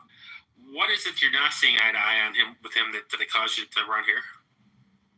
Really, it was his COVID-19 response. If you do a cross comparison between open secrets and all the HR acts that he has voted on, it's not a 10% or an 80% correlation. It is 100% correlation between all open secrets donors and all HR acts. So there's 100% correlation between HR acts and lobbyists who are essentially paying him to vote for all these funding measures. And it started with the HEROES Act and the CARES Act. The amazing thing about Grok on X is you can use it to go through all the HR acts and identify by the largest acts and whether LaHood voted on it, and then who the Fortune 500 corporations are that receive the most amount of money through those acts. And there's 100% correlation in open secrets with all his donors. He has over $12 million or over $10 million in his campaign account. And so in my opinion, he's running a skimming operation. And this is what a lot of Congress people are doing. They have 10 to 20 to 30 million in their checking account, all given by lobbyists. So that is primarily the reason why I want to wake people up in the 16th district. Say, hey, he has created $20 trillion in debt plus $5 trillion a year over 10 years. He's responsible for spending $70 trillion. What have the people in Illinois District 16 really gotten from LaHood for all those trillions of dollars? He likes to say it's all about jobs at Caterpillar, etc. So, in my opinion, he's wasting the money. We have to stop borrowing and spending, and that's why I'm running against Darren LaHood in the 16th district. And in deference to your campaign, too, some of those jobs he talks about didn't really appear. You look at what happened with Stellantis, the only guy wound up with a fraction of those jobs coming back. So it might be good to have someone holding his feet to the fire. It goes to show you that it is very difficult to create a successful business. I've launched many different businesses, and you can borrow from the taxpayers and create these businesses that go out of business, like Fisker and the electric buses that Pritzker gave us. So it's super hard to create a business, and when a government creates a business by borrowing and taxing, that's not the bedrock or the cornerstone for building a good business. They're set up to fail, and it puts all the debt on future taxpayers. So it's that's not an unfair bargain. What did you do in the Army? You're in the Army National Guard. What did you do there? I know you're an officer, so it's a little different. I'm not looking for. Sure. So I can tell you, I went to the Citadel, which is a prestigious military school in Charleston, South Carolina. And while I was there, 9/11 happened. So I joined the Army National Guard as in what they call the simultaneous membership program. So I started out as a PFC, then a specialist, then a sergeant in the infantry. And so I went to Fort Benning, Georgia, practiced war fighting for 4 months in the forests of Georgia, graduated college, got commissioned in intelligence, and I worked in translations, interrogations. The Army is Army work. That's digging trenches, fighting, and being in cities. I didn't deploy to Afghanistan or Iraq. I was all around the United States. And then I started working digital communications. I think from a forensic accounting standpoint, let alone just AI and the queries that I have put into Grok. If you go to my X account, it's John Kitover, Illinois, that's IL. And I will retweet some of my best Grok queries trying to untangle congressional borrowing and spending, borrowing from the Federal Reserve, really looking at our ledger books, our balance statements, and saying, you know what, guys like Darren LaHood are kicking the can down the road over and over. 10 years now. So this is my background, but I'm really trying to stop the borrowing and the spending. I think it has to become a mantra with Republicans. I'm standing with Thomas Massie, Rand Paul, Ron Paul. I supported the Ron Paul campaign from California. I have a good picture with him. And I just believe that we are digging a hole. We have to stop digging this hole of debt and borrowing and spending from the Federal Reserve. We have to cut Medicare, Medicaid. We have to cut the NDAA. And I think we can preserve Social Security, but cutting the military-industrial complex and big pharma are the number 2 priorities of my campaign. So that means Lockheed Martin, Northrop Grumman, Boeing, Pfizer, Moderna, J&J, AstraZeneca, the hundreds of billions of dollars in tax credits that they got from the big, beautiful bill, $500 billion a year from taxpayers in tax credits. That is the primary focus of my campaign. You segued exactly where I wanted to go. I was just going to ask you about the big, beautiful bill. That was a huge expansion of spending. So I think you pretty much told us where you stand on that. You weren't exactly pro big, beautiful bill then. We can kill the 2 biggest problems in our society, which is the military-industrial complex and big pharma. We have to cut the Medicare and Medicaid by probably $1 billion to $2 billion a year, and the National Defense Authorization Act by about $200 to $400 billion a year. We'll be able to start paying down the debt. We can lower taxes, and we can stop funding big pharma, which is poisoning us, and the military-industrial complex, which is taxing us and doing military policing around the world. And Darren LaHood has kicked the can and funded this for 10 years. He's been a congressman in the 16th district, and I think the connecting district before redistricting. But he is a can kicker. I'm going to crush his can, and I'm going to recycle it for the American people and for the people in the state of Illinois. Let's talk about vaccinations. I'm not real clear on where you're on vaccinations as far as if it's just a COVID vaccine or what's your stand on other vaccines? Let me just start with COVID-19 and that vaccine response. The HEROES Act in March of 2020 was the first $1 trillion tranche or omnibus bill that Darren LaHood voted for. And that is the start of it. That's when Pfizer was able to print up 30 billion cocktails. A lot of these vaccines were manufactured in India because it was a patent and it was mass produced around the world. Yeah. That's not variable medicine. That's giving one solution to everybody for a problem that Dr. Fauci and Bill Gates and the World Health Organization cooked up in Wuhan, China. So to just immediately go to the 72 vaccine schedule that young people have to take, we're living in a vaccine industrial complex. It's not a vaccine diet. This is not acute targeted medicine. This isn't variable. This morning on X, we read through MAHA and the February 18-page PDF that was put out by Secretary Kennedy and the NIH. And I think right now, Big Pharma and Kennedy are still colliding, and the gold standard in scientific research has yet to really been proven. I think we're still very much living in a big pharma, big medical industrial complex, which demands the money. And so again, cutting Medicare and Medicaid will choke big pharma, and I think it'll improve our health outcomes. I'm not a fan of all these vaccinations. It's out of control. But why does a 3-year-old need 72 injections? Can you explain that, George? It's insane what we're living with. I am a nurse, so I can't explain it. These are all diseases we're trying to keep that 3-year-old from having. My grandkids are getting vaccinated now. My children got vaccinated. We get no health problems from those vaccines. I can see why people are upset on the COVID vaccine, because it was, again, I said I was a nurse. One thing we were taught is always the patient's choice whether they take a medicine or they don't. They had COVID jammed down their throat, so I get the anger there. But I never really quite, and yeah, I go back as a conservative a long way. I'm almost 60 now. I never ran for Congress. I was a city councilman, though, in Georgia. So I've been involved in Republican politics for a long time. I don't think anyone would say anything other than a conservative. But the things like eliminating smallpox have gone a long way. We couldn't do that without those vaccines. The chicken pox, people live through that. My grandkids are getting, I believe my kids are getting the chicken pox one. I don't think it's hurting anyone. It's keeping them from scarring and later, and protecting them from shingles a little bit later. But I would just say that I've seen documentation from the George Bush administration that suggests that Operation Warp Speed was long in the making. I think this is a pandemic, scamdemic, plandemic. I don't trust it. The lockdowns, the baby diaper masks. People are very angry still. And when you bring up COVID-19 vaccines and the lockdown, Darren LaHood told his constituents via X, if you don't take this injection, this pandemic will never end. You have to get vaccinated.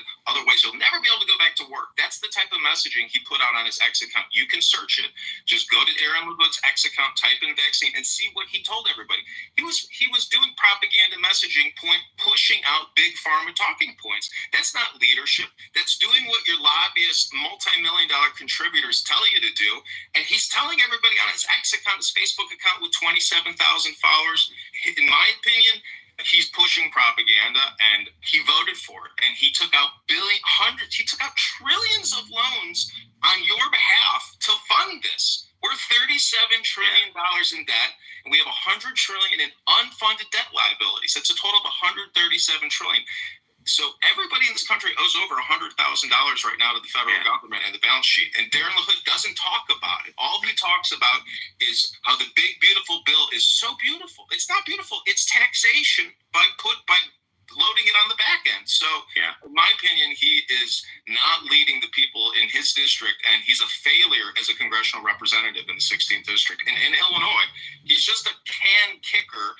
And I just want to reiterate, everyone has to chant the mantra, stop borrowing, stop spending. And that is good to hear Kayla say, because we go back into what some people call the bipartisan combine. Everyone's just taxing and spending. There really has not been a responsible financial party for a very long time. And it's good to hear people coming up through the ranks and running for office saying, yeah, we got to stop this, because it's not sustainable. You're absolutely right on that. I'm curious too, you went right for a congressional seat. Generally, people coming up through the ranks will say, oh, you're going to start a city council, you'll start at the county board, you'll start at the township level. You went right for Congress. Mostly it seems to be because the job LaHood's doing. Did you have any thought about starting lower and working up, or was this just you're passionate about ending LaHood's reign in Congress? Let me just say, this is not the second time I've run for politics. I ran for committee person here in the 45th Ward, Chicago, and that is what created this rocket that is trying to defeat Darren LaHood, because that experience of dealing with all kinds of low-down, dirty, grimy local politicians and the lawyers and let me just describe to you what happened. So I ran for committee person. I spent about 45 days at the Jefferson Park Blue Line stop. I hired people off of Craigslist. We gathered about 800 signatures. Every single signature was challenged by the Chicago GOP. We were about 60 signatures short. But I filed an appeal. I had to go downtown, go through the election courts, had about 2 trials. The challenger, Estella Richards, the 45th Ward committee woman, never showed up. She couldn't provide any testimony, wouldn't provide any testimony in terms of questioning. So in my opinion, my constitutional rights were denied me, and this deals with ballot access. Right. I have no doubt that this time going around, we will get the total number of signatures to actually be on the ballot. It's less than 700. Right. And let me tell you, when you file for Congress, it only takes you 15 minutes to file. So my question is, where are the patriots and the Republicans in Peoria and Rockford that want to stand up to all this borrowing and spending? Where are the libertarians even that are not stepping up to the plate? A lot of people aren't getting anything for their vote, but they're still going to vote for Darren LaHood. Yeah. So this is why I decided to run for Congress, because the issue is that important, that this is not just whether or not I win or get on the ballot. This is about creating communication to as many people as possible to recite the mantra: stop borrowing, stop spending. Every single year, we're borrowing $2 trillion and only taking in $5 trillion. So this is why I'm running and why we have to defeat Darren LaHood in Illinois 16. This is the old Illinois GOP mantra. It's not your turn yet, right? This is why no one's running, because they go up through their county GOP and they're told it's not your turn. Or in your case, I'm sure you have been told, start smaller. Start at the township level. Start this. Of course, the Chicago GOP is so completely dysfunctional. Maybe they didn't tell you that, but this is the same thing I hear over and over again as I talk to candidates. They're being told it's not your turn. Listen, it's everybody's turn. There should be 100 people lining up when there's no filing fee and it takes you 15 minutes. And now there's another Republican candidate running, and I think there's 4 Democrats running against Darren LaHood. So people are waking up and standing up. Darren LaHood really flies under the radar, but he has a very powerful position in Congress. So in my opinion, the more people standing up to Darren LaHood, either we force him to start obeying our Constitution and give us a fair and balanced budget, or he's just going to keep plunging us into debt and creating future tax liabilities for your children. The guy is, in my opinion, dishonest. And I think we have to crush his can that he keeps kicking. Let's switch up for a little bit. Let's talk about the district you're running for. Your district you're in Chicago, it's in Peoria, it's in Rockford. Let's talk gerrymandering. Where's our solution here? Right now, the Republicans, we're roughly half the state's electorate. We only have 3 congressional seats, one the ones you're running for. Was there hope here? What's the answer here? As long as you're that outnumbered, how do we fix this? Let me tell you, before working at the Treasury Department doing facilities management, I worked at the Census Bureau downtown Chicago. So I was opening and closing census offices, and it's a lot of work to open a census office to gather that data. And that is the only agency in our Constitution. All these other agencies are not there. The census is the only one that should technically be funded. Most of these other agencies, I think we could eliminate a large percentage of them. These are the top towns in the 16th district, and these are the towns that are voting for Darren LaHood. It's Rockford, which has 148,000 people. Peoria has 113,000. Bloomington, 78,000. Normal, 52,000. Pekin, 31,000. Belvedere, 25,000. Loves Park, 23,000. I could go on and on. There's a lot of cities. The way to really deal with this gerrymandering and all this insane districting, when you see the map, it looks like this crazy jigsaw puzzle. Yeah. So from my experiences working at the census and hearing and listening and working with higher ups, there's a lot of corruption when it comes to this districting and the Census Bureau itself. So I think the Trump administration has put forth a bill saying that illegal aliens will no longer be allowed in the districting map. So there's a lot of ways to clear it up. And the number way to clear up all these problems is transparency. And actually having access to the data that the Commerce Department puts out and what the legislature is using here in the state of Illinois. But running for Congress, I'm looking at bigger issues than just districting here. I'm looking at the national debt, which could sink this ship that we are all on. Illinois is in a fiscal crisis. Chicago's in a fiscal crisis. Yeah. Illinois has $200 billion in debt and $60 billion in unfunded pension liabilities. My father is a retired Chicago police officer. And in my opinion, Chicago and Illinois are being run like Clown Town. This is clown world we're living in. People aren't transparent. All they want to do is racial identity politics, and we're not being fiscally conservative. This is my biggest gripe that Elon Musk helped expose, which is through Doge. If you look at all the screenshots on the Doge X account, It's all for DEI and climate change education. Hundreds of billions of dollars in education grants. Northwestern isn't getting, I think, $500 million? All of these huge institutions that have huge endowments, why is the federal government funding all of this? We're $37 trillion in debt. So again, I want to reiterate the mantra: stop borrowing, stop spending. They're funding it because the Democrats are in charge. This is how you make more Democrats, right? You turn the schools into your propaganda mills. And not saying Northwestern isn't an excellent school, you wouldn't get an excellent education there, but it's also turned out a lot of excellent socialists and communists over the last 20 years, and that's why that's happening. They're winning, George. They're winning, and they're in control of our money. Illinois is a Democrat industrial complex. I have a book over here from the Democratic Party in the 1950s. They don't look like that today. They are so unprofessional and so Marxist and so radical. The stuff that comes out of Chicago politics is absolutely deranged. The mayor of Chicago, Brandon Johnson, he said just the other day that white structural racism and supremacy is the blame for the 600 deaths during the heat wave in 1997. You know, what does that have to do with the debt and the deficits? The Chicago Public Schools has, $170 or $715 million deficit? There's 100 deficit. So the point is, they're not talking. I want accountants and forensic accountants and people, financially minded people running the government, not the insane political spam that they spew every single day. Darren LaHood does it the same way, but in a different way. He takes photos with veterans, takes photos with the police. You know, his dad, Ray LaHood, is an Obama transportation secretary. Right. The apple doesn't fall far from the tree. And in my opinion, Obama is the worst president this country has ever had. There's other things about Ray LaHood that people shouldn't forget. That he had $50,000 in cash that some Nigerian scammer gave him that the FBI investigated, and the FBI took Darren LaHood's laptop. So this is a very politically connected family, a very powerful family.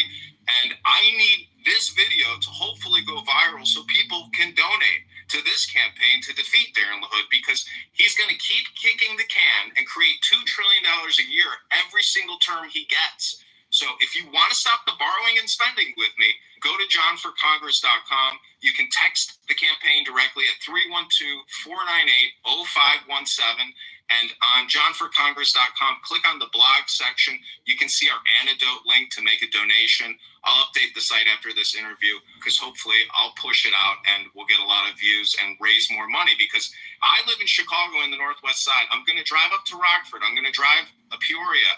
I'm going to drive to Bloomington and Normal, Illinois, and I hope to meet people in the streets or at the bars or at the train stops who have watched this video and want to sign on the petition to defeat Darren LaHood. Your district is frankly crazy too, the way they drew that up. And again, it's another way it's all about suppressing Republican vote. And so you wonder why people aren't lining up to run for it. Who wants to drive from Chicago to Rockford, Peoria every weekend, which is where you're at, right? You've got to reach out, you got to knock on doors, you got to talk to people, and they put you in a position where it's almost impossible to cover the ground you need to cover to actually win this thing. It's not that many signatures, so I'm not stressed out about it. To become a committee person in the Chicago GOP, it's the same number of signatures as it is to become a congressperson. Yeah, that's kind of ridiculous too. It's insane. And I think there's a lot of Republicans, and this is the interesting thing. If you go to Darren LaHood's X account and you look at the comments section, it's nothing but hate for Darren LaHood. And I know a lot of it is probably liberal Democrats replying, but there are a lot of Republicans that are sick of the borrowing and spending. That's the frustrating part of our demographic, I think. Like I said, this is something that we talk about a lot, but don't act on it. When we do act on it, going back to the big, beautiful bill, there are good things or there are bad things. The debt we're taking on clearly is the bad thing. Let's talk about, or let's go back and talk about something we're talking about too, and that's their identity-based politics and everything, and the amount of hatred there is out there now. What do you think the answer is there? How do we bring not just Republicans back into the fold that may have left because of things like the deficit, but also bring Democrats around to thinking where they're a loyal opposition again, as opposed to just crazy race-baiting lunatics that they're out for blood and hate the president. You know, I mean, there's not a lot of logic to what we're doing. How do we fix this? I hope you get a chuckle out of my response here. So I would just ask for a moment of silence and stillness and take the deepest breath of the day. Hold it for 10 seconds.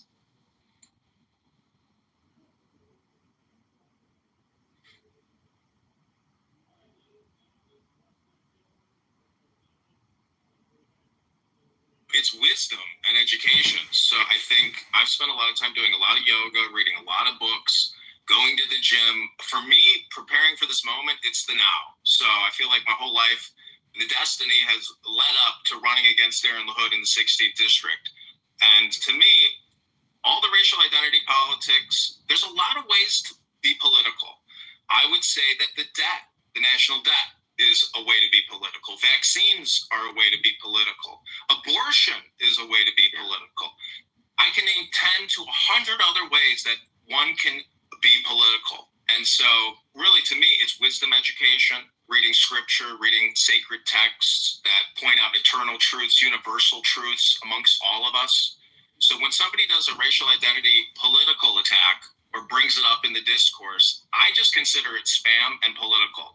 If I was to pull out my Bible flashcards here and read you a bunch of sacred scripture, you could say that's being political, but I would also add that it's education in terms of wisdom. That is the only real true response I have to people who want to do racial identity politics. All right, so you touched on your big issues are the immunizations and the budget. What else would your term in Congress focus on outside of those two issues? I meditated on this. If you were the leader of a tribe, what would you want for the people in your tribe? Or if you're a congressperson or a president or the leader of a business, it's primarily, you do not see in Darren LaHood's X account, he never talks about his constituents' property taxes. He doesn't talk about their income taxes. He talks about, hey, I don't want you to be able to file for free with the IRS, so I'm going to get rid of that so H&R Block and Tax Pro can keep charging you another $200 to $300 a year to file. So this is the issue, is lowering Illinois and District 16 property taxes, lowering their income taxes, and lowering their public debt and their private debt. Those would be four issues that I would want to look out for if I was the leader of the 16th district as a congressperson in terms of legislation. Again, I want to lower your property taxes, lower your income taxes, lower your public debt, which is the national debt at $37 trillion, as well as the state of Illinois, and also lower your private debt. Now, if that means lowered interest rates, that means asking Chairman Powell politely to lower the rate from 4 to 7% down to 1%. Yeah. So it's all artificial. We're doing it to ourselves. We're stressing ourselves out. The system is stressed out, and therefore we're going to be more stressed out. But a lot of this is of our own making, and we are our own worst enemy. Again, Darren LaHood voted for the HEROES Act, the CARES Act. I could read them to you from my ex right now. I wanted to come more prepared with a lot more grok data. But if you go to John Kitover, Illinois, I will re-query and create more queries that I hope people who watch this video will go to John Kitover, ILNX, follow me, and you can see a lot of these queries, which is really just forensic accounting and data analytics of the Treasury.gov app. So Thomas Massey has a lapel that says 37 trillion. That data from his Wi-Fi lapel comes from Treasury.gov, straight from the Treasury API. So if you go to usdebtclock.org, they use a different API, but nonetheless, you can get a better picture of the financial balance sheet of the United States of America. And so when Darren LaHood, through the Big Beautiful Bill Act, gives the Fortune 500 $500 billion a year in tax credits, that's all future tax liabilities for you. It's transferring it from the Fortune 500 to we the people. That's not why you're voting for Darren LaHood, is it? I hope it's not, because if you are, you're voting for your own demise.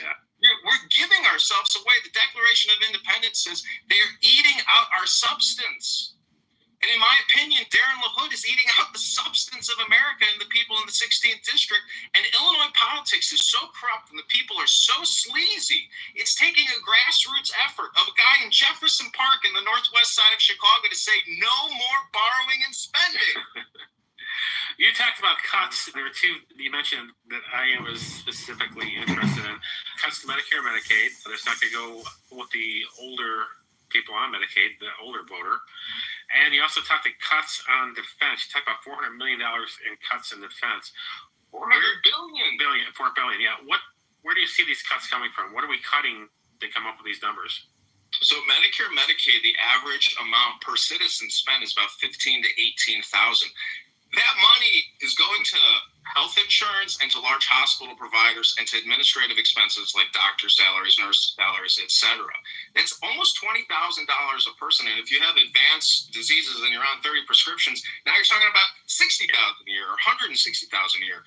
The point is, we have to take these two snakes that are drowning this nation in debt, Big Pharma and health insurance and the military-industrial complex. We have to start choking these two snakes, otherwise the whole ship is going to sink into hyperinflation. By 2050, the United States government will be paying $4 trillion a year in interest on the national debt. And we're only taking in $5 trillion a year because of these two snakes. You can look at it like the rod of Caduceus. You're a nurse, you've seen that. These are the two snakes choking our livelihood in this country. Everybody is on the hook for this money, but we keep kicking the can down the road. So we have to stop borrowing and stop spending. But where are these cuts coming from? So you want to cut the feds? We're deployed all over the world. You're a veteran too. I'd hate to. My son's in the Marine Corps. I served in the Marine Corps. I'd hate to see cuts that are going to endanger the people out there protecting us.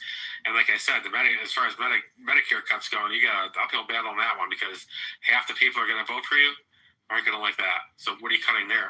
I just want to reiterate, my economic philosophical position deals with transparency and shedding light on the problems. We have to set priorities. If we want to have a lethal fighting force that is capable of going anywhere in the world to destroy our enemy who may commit terror against us, we have to set priorities. And if that means decommissioning or not building the next generation of aircraft carriers or fighter jets, we have to remember priorities. And if that means Fortune 500 corps aren't, a lot of this is going to crush the stock market.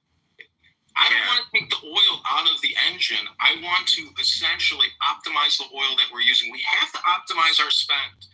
This is like a game. This is essentially game theory. And unfortunately, we are at 40% of our economy is all based on borrowed money, borrowing and spending. That's not an authentic, transparent economy. So the sooner we actually get real and stop being children and say, hey, okay,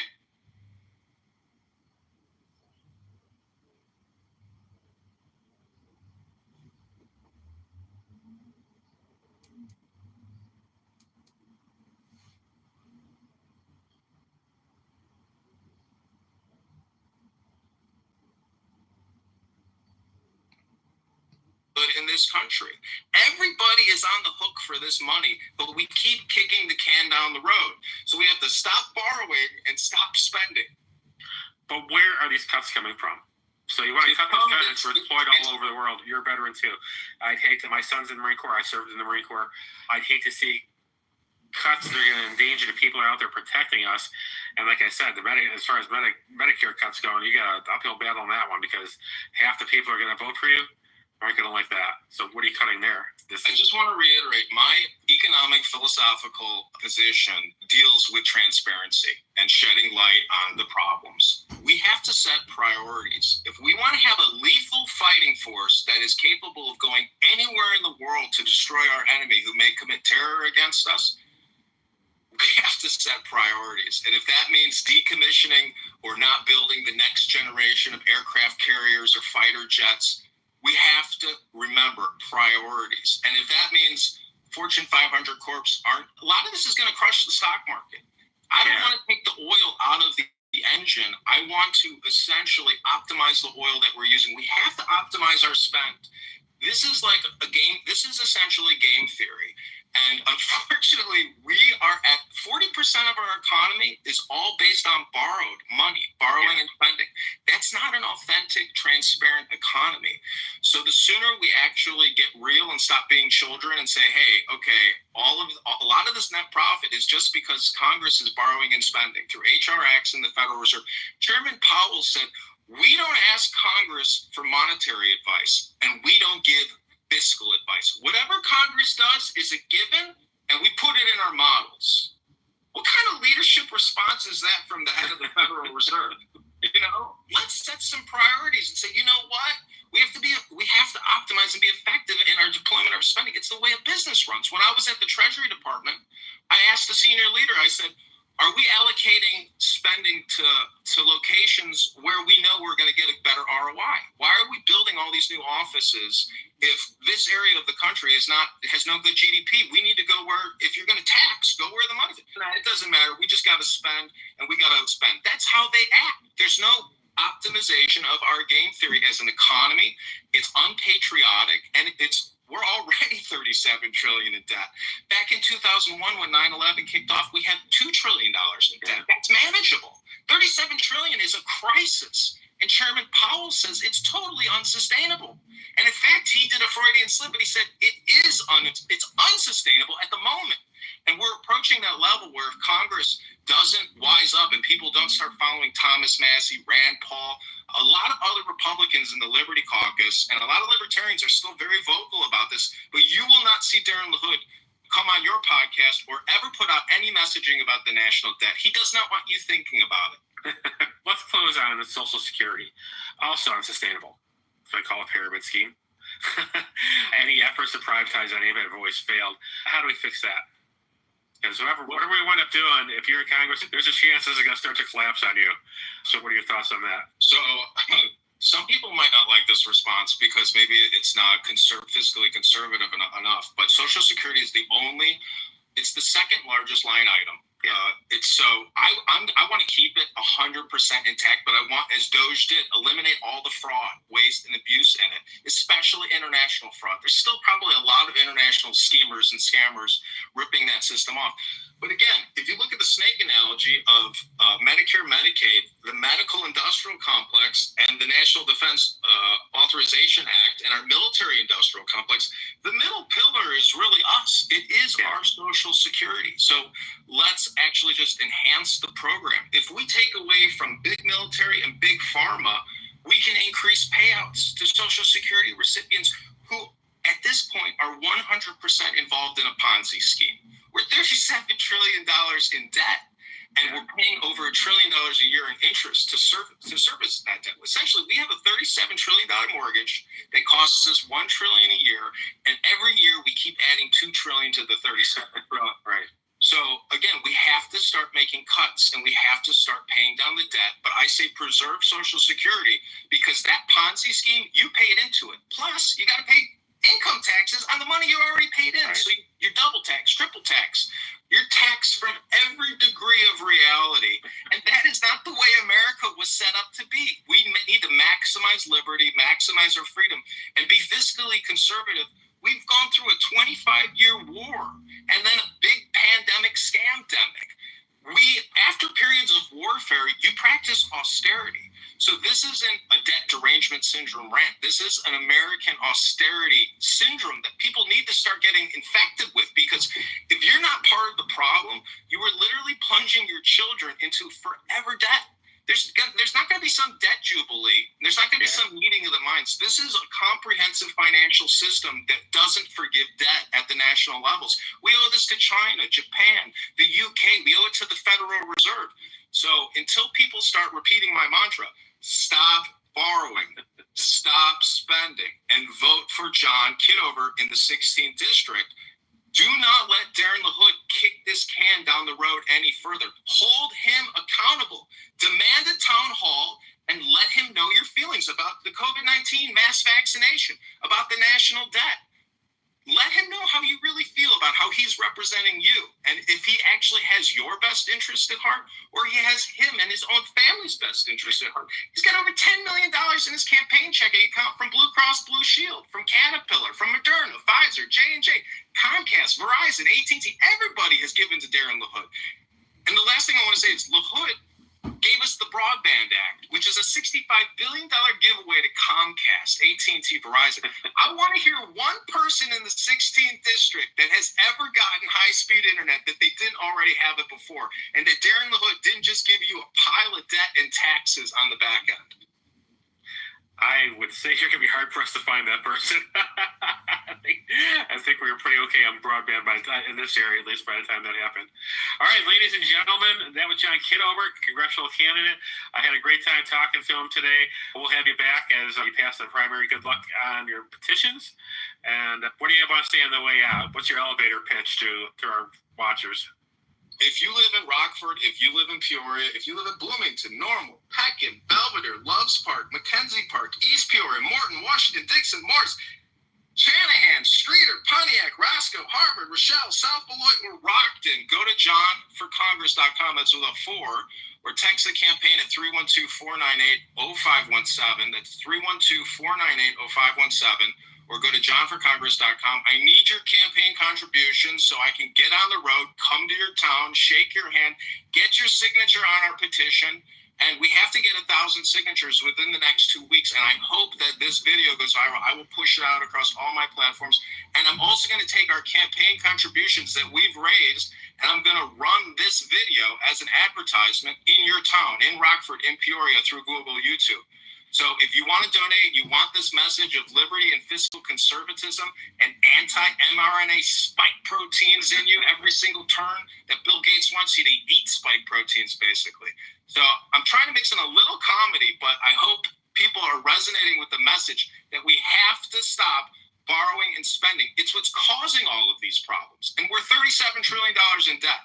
We have a $37 trillion mortgage with a $1 trillion annual interest payment. You didn't sign up for that when you voted for Darren LaHood, and he's going to keep giving it to you. So I need your help. I need your support. Go to johnforcongress.com. Thanks, George. All right, thank you. All right, we'll cut it here. Send me all your social accounts. We'll put it in the show notes and everything so people can see it. And I'm going to try to have this out. Today's Tuesday? I'm going to try to have it out by Friday. All right? Okay, God bless, George. I really appreciate you. I'm so happy that you're so well organized and helped me create this message. God bless you, and I hope you have a great day. Thank you. You too.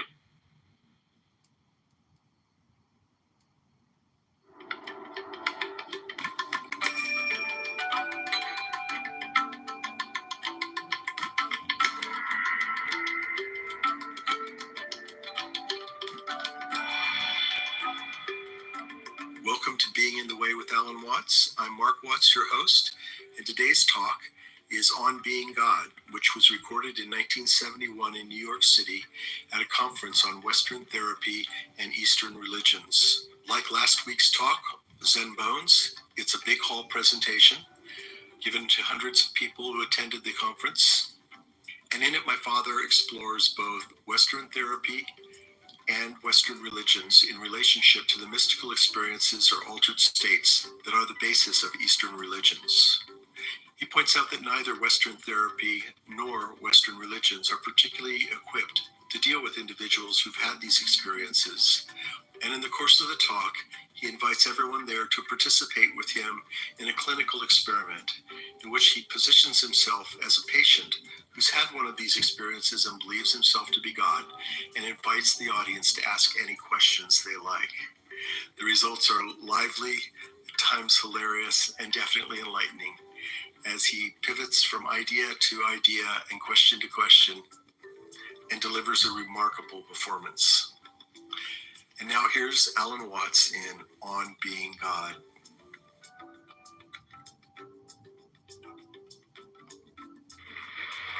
Between Western psychology, psychiatry, and psychotherapy, and the so-called religions of Asia, there is common ground because both are interested in changing states of human consciousness.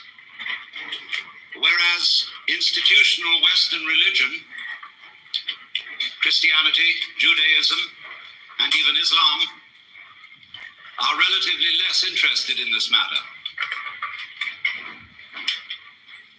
Western religions are more concerned with behavior, doctrine, and belief than with any transformation of the way in which we are aware of ourselves and of the world. But this matter concerns psychiatry and psychology very much. Only those states of consciousness which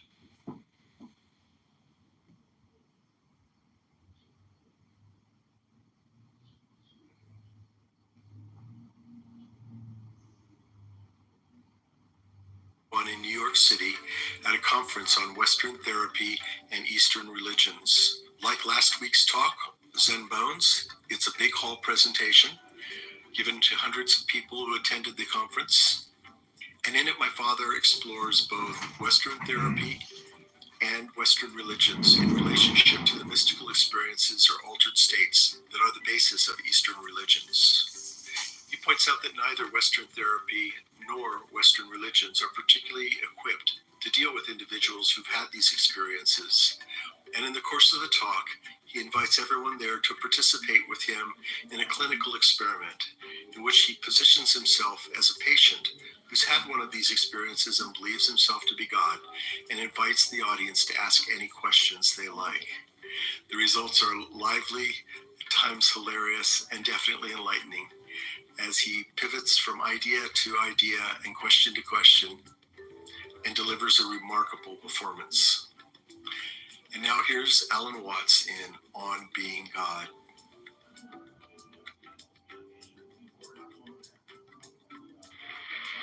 Between Western psychology, psychiatry, and psychotherapy, and the so-called religions of Asia, there is common ground because both are interested in changing states of human consciousness. Whereas institutional Western religion, Christianity, Judaism, and even Islam are relatively less interested in this matter. Western religions are more concerned with behavior, doctrine, and belief than with any transformation of the way in which we are aware of ourselves and of the world. But this matter concerns psychiatry and psychology very much. Only those states of consciousness which are not normal are usually treated in Western psychology as being in some way sick. There are, of course, exceptions to this, and there have increasingly been exceptions. In the work of Jung, and to some extent even of Grodek, of Prinzhorn, of more modern people, Rogers, and Ronald Lang. Changing consciousness is often looked upon as a form of therapy. But in general, different states of consciousness from the normal are regarded as a form of sickness. And therefore, official and institutional psychiatry constitutes itself the guardian of sanity and of socially approved experience of reality. And very often it seems to me that reality appears rather much the way the world is seen on a bleak Monday morning. In this official doctrine, I might even say dogma, of what reality is. Because after all, we know that our science, such as it is of psychology, is founded in the scientific naturalism of the 19th century. And the metaphysical and mythological assumptions of that science still underlie a great deal of psychological thinking, in behaviorism eminently, but also to a large extent in official psychoanalysis. Indeed, one might say that psychoanalysis is based on Newtonian mechanics and in fact could be called psychohydraulics. Not that that analogy is altogether inappropriate, because there are certainly respects in which our psychic life flows and exhibits the dynamics of water. But of course, we want to know what kind of water. And for the scientific naturalism of the 19th century, the basic energies of nature were considered to be very much inferior to human consciousness in quality. Ernst Haeckel, a biologist of that time, would think of the energy of the universe as blind energy. And correspondingly, it seems to me that Freud thought of the libido as essentially blind, unconscious energy, embodying only a kind of formless, unstructured, and insatiable lust. This is a generalization. Some modification in that thinking is, of course, possible. But the tendency is to regard all that which lies below the surface of human consciousness as being less evolved, because you must remember that this was also the time of Darwin's theories of evolution, of seeing the human mind as a fortuitous development from much more primitive forms of life, coming forth by purely mechanical processes, by natural selection and by the survival of the fittest. And therefore, man was in general seen as a fluke of nature, an embodiment of reason, emotion, and values, for which the more basic processes of nature had no sympathy and about which they did not care. If, therefore, the human race is to flourish, we must take charge of evolution. It can no longer be left to spontaneous process, but must be directed by human ingenuity, despite the fact that although our brains are capable of dealing with a colossal number of variables at once, our conscious attention is not. Most people cannot consider more than 3 variables at the same time without using a pencil. And this shows that in many ways, the scanning process of man's conscious attention is very inadequate for dealing with the infinitely many variables, the multidimensional processes of the natural universe. However, a serious attempt has been made, and scientific naturalism issued in a fantastic fight with nature. In this whole notion of the conquest and subordination of nature, which has, as a matter of fact, very ancient, non-scientific and biblical origins, with the idea of man as the head and chief and ruler of nature in the image of God. And the time has now dawned upon us all when our attempts to beat nature into submission are having alarming results, because we see that it's very dangerous to mess around with processes that we don't understand, that have enormous numbers of variables,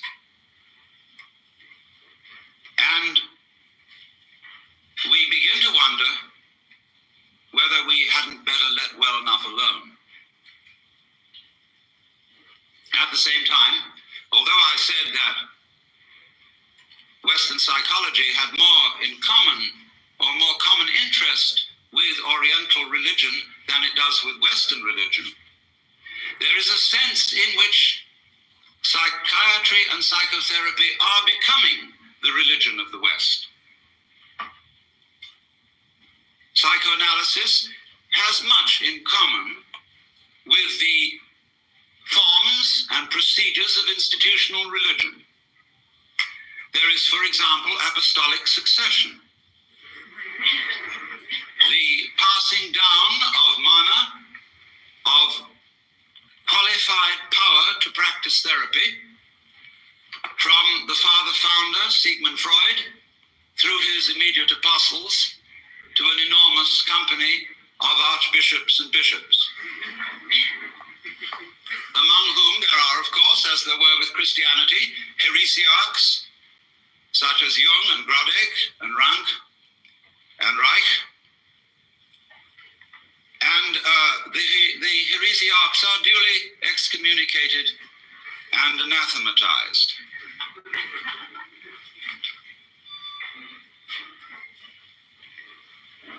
There are rituals, as there are also rituals with religion. There is the sacrament of the couch. There is the spiritual discipline of free association. There is the mystic knowledge of the interpretation of dreams. And there are also the two great symbolic fetishes, the long one and the round one.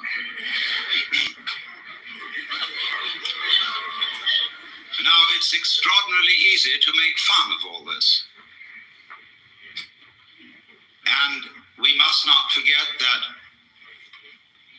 we owe a tremendous debt to Freud, if for nothing else than pointing out that much of ourselves of which we are aware in terms of the conscious ego is not really ourselves. It is something superficial. However we define its nature, it is superficial. And the realities of human life are not under the gaze of its scanning process, at least not in the ordinary way. And that was a tremendous revelation. There's no question about that. But one sees troublesome signs when the doctrines and processes of psychiatry, psychoanalysis, and so forth become officialized. And I think Thomas Sass, in his books, The Myth of Mental Illness and The Manufacture of Madness, is pointing out something extremely important to us, which is that, in effect, the psychological official of today is the priest, and that he is beginning to exercise the same sort of controls over human life as were exercised by the church in the Middle Ages. So that a professor of psychiatry at Columbia or Harvard or Yale medical schools has today the same sort of intellectual respectability and authority as the professor of theology at the University of Toledo or Padua would have had in the year 1400. Now you must realize that the theologians of those days not simply believed in their cosmology and the theology, they almost knew it was true in the same way that our scientists know certain things to be true. Despite the fact that they change their opinions very often, while they hold them, they have in effect the force of dogma, as witness the anathematization of Velikovsky for his uncomfortable ideas. And therefore, there are heresies existing today which are persecuted in the same way as heresies were persecuted by the Holy Inquisition. And they are persecuted out of kindness, in exactly the same way that the Holy Inquisition persecuted heresy out of kindness and deep concern for human beings. That is unimaginable to us, but it was so. For after all, if you seriously believed that someone who did not hold the Catholic faith and who voluntarily rejected it would be tortured physically and spiritually forever and ever and ever in hell, you would resort to almost any means to preserve a fellow human being from such a fate, especially if the complaint or disease of heresy from which he suffered was infectious. You would first of all reason with him. And if he was not responsive to reason, you would resort to abuse and to forceful argument. And if he was not responsive to that, you would give him shock treatment and bang him about. If that didn't work, the thumbscrew and the rack and the Iron Maiden. And if that didn't work, as a last desperate resort, you would burn him at the stake in the pious hope that in the midst midst of those searing fires, he would.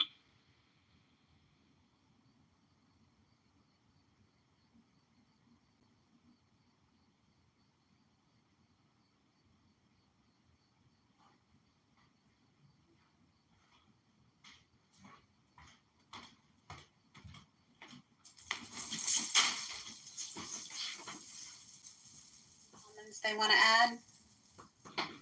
Just everybody have a lovely Friday evening, and thanks Serendipity for hosting yet another wonderful podcast. Absolutely. After party in the muff. It's always going down in the muff. It's always going down in the muff. All right. Everybody have a good night. Bye.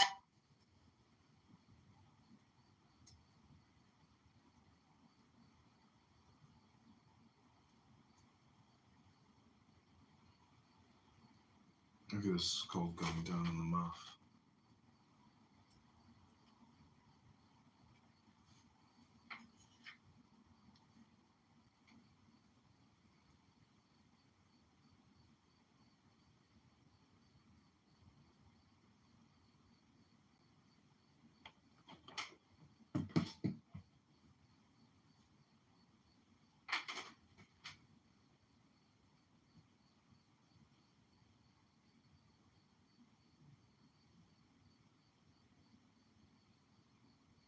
Watch me find a loan through NerdWallet. The form is free and won't affect your credit. Desperate resolve, you would burn him at the stake in the pious hope that in the midst of those searing fires he would think better and make a last act of perfect contrition, and so be rescued from everlasting damnation. And you did all this in the spirit of this is going to hurt me more than it's going to hurt you. In the spirit of the surgeon who is very, very sorry indeed that he has to make you undergo this extremely painful operation. But it is in your best interests, and there really is at least a 50-50 chance that you may survive. And so, therefore, in perfectly scientific medical spirit, people may be very arbitrarily and without due process deprived of their civil rights, incarcerated in prisons that are in many cases much worse than prisons for criminals, and generally left to rot, be neglected and ignored, and when bumptious, given shock treatment or put in solitary confinement. For what? Because they have unorthodox and heretical states of consciousness. A lot of these people are not dangerous until provoked into being dangerous by being ignored, by being treated as machines, and generally defined as non-human. And if you are defined as non-human, there's precious little you can do about it, because everything you say that sounds human will be taken as a kind of utterance of a mechanical man, as imitating humanness out of lunatic cunning. You will be suspicious. Everything you say will be listened to in a different way and with different ears. And you will have one hell of a time talking yourself out of it, because there really are no rules as to what one must do when incarcerated for having unorthodox consciousness. There is no clear road to repentance.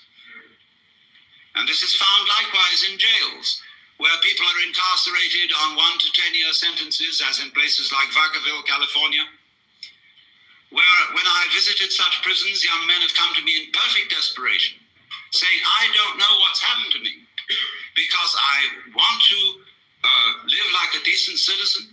I know I've done things that are wrong, but I simply don't know what is expected of me here. If I try to do what's expected, they say I'm compliant. And that seems to be some sort of a sickness. Thomas Sass drew attention to this when he quoted a discussion of the types of school children who may very well need therapy. There were overachieving children. There were underachieving children. There were children who exhibited erratic patterns. There were children who were sort of dully mediocre. In fact, every sort of child can be given a diagnostic name for his behavior which sounds sick. As Jung once suggested, life itself is a disease with a very poor prognosis. It lingers on for years and invariably ends with death.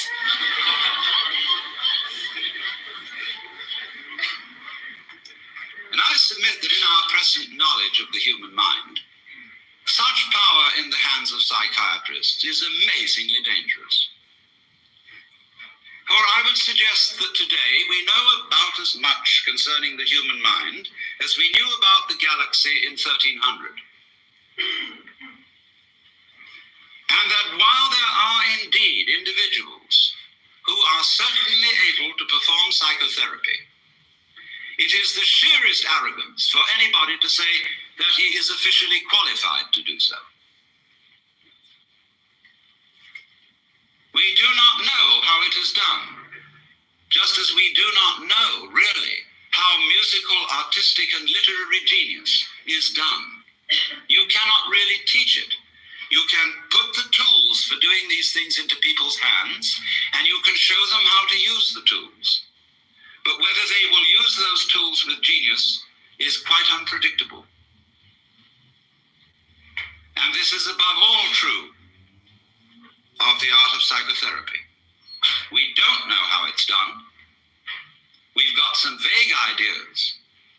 There probably are some people who, by reason of their mental derangement, are probably not qualified to perform it, because they are maybe out just to make other people into messes. But to say that there are certain standards and certain examinations that can be passed and certificates that could be issued, which do indeed qualify people for this work, is, I think, pernicious nonsense. And is used, of course, out of economic self-interest when those who consider themselves official therapists run into competition. The same was done by religion.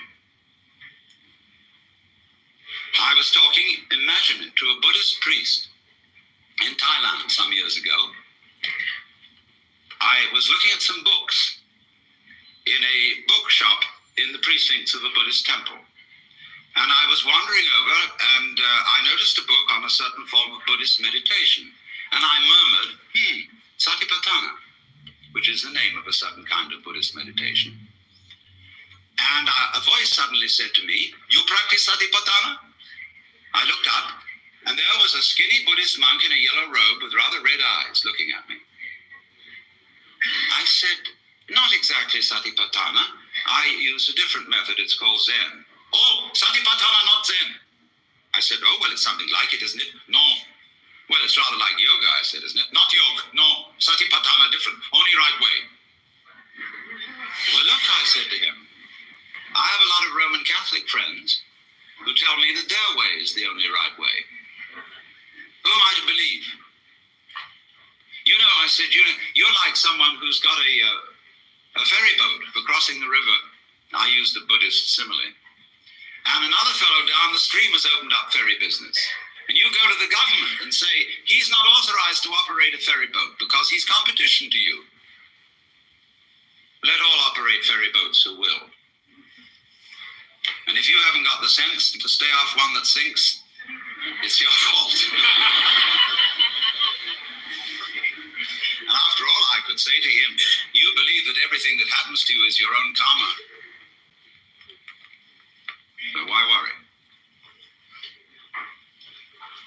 But now, it's so interesting that since official psychiatry, and I underline that word official because I hope those of you in this audience who are therapists will regard yourselves as unofficial. At least that'll give you an out. But nevertheless, official psychiatry has curious things in common with Western religion, as well as with Eastern. With Eastern, I said, only insofar as it has an interest in states of consciousness and inclines to regard other states of consciousness than the ordinary as sick. But it has one very important feature in common with Western religion. And to that, we have to go a little bit into Western religious history and ask ourselves what in Western religion, and especially in Christianity, and this goes also for Judaism, Islam, what is the great heresy?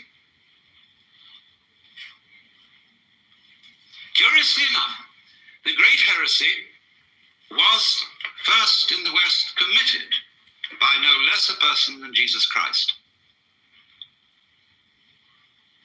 who believed himself to be God. This, of course, will be unquestionably true if you think that the Gospel of St. John has historical value. It's a little vaguer in the Synoptic Gospels, but if you read the Gospel of St. John, there is absolutely no doubt about it, for he said, I and the Father are one. He who has seen me has seen the Father. Before Abraham was, I am. I am the way, the truth, and the life. I am the resurrection and the life. He said all that according to this gospel. And that is something that in the Western world you are not supposed to say. Especially you are not supposed to believe it. And naturally it was very difficult for Jesus because he was saying all this in the context of the Hebrew culture. And he tried to find language in the Hebrew scriptures with which to express his state of consciousness, because he had an unusual state of consciousness. As I read it, he had cosmic consciousness, otherwise known as mystical experience, otherwise known as moksha, nirvana, bodhi, satori, fana elvana, or what you will. And that happens to people. It has happened as far back as we know. It happens all over the world and in all cultures. We don't know very much about it. We don't really know ways in which to make it happen, because it seems to be of the nature of it that it is a spontaneous surprise. But it unquestionably happens. And most people keep their mouths shut about it when it does. I had a friend who in the middle of having a stroke had this illumination. And he said to me, I fear to speak to my friends of this, but it was the most beautiful experience. I shall never be afraid of death. In fact, I recommend everyone to have a stroke.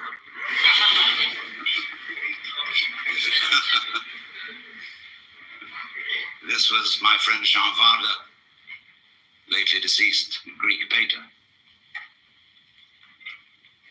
But Jesus certainly had this transformation of consciousness. And he was crucified for it. Why?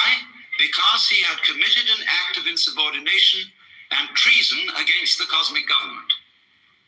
Because if you believe that God is a monarch, an absolute, omniscient, and omnipotent authority, shall we say a sort of cosmic ego,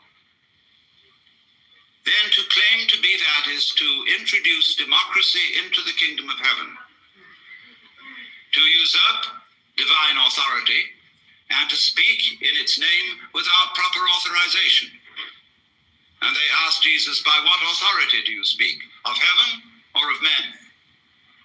And he was tricky about answering that one. He said, by what authority did John the Baptist speak? And they were nervous about answering that one.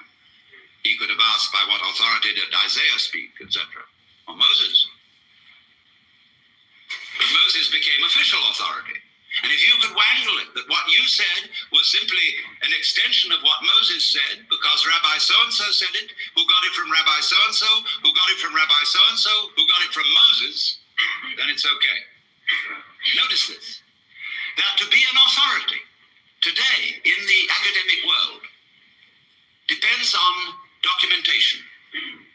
It's not enough to say, for I say unto you, you must put in your footnotes. And the more the footnotes, the more the authority, obviously. So, our dissertation publications tend to be books about books, about books, about books, and our libraries multiply by mitosis.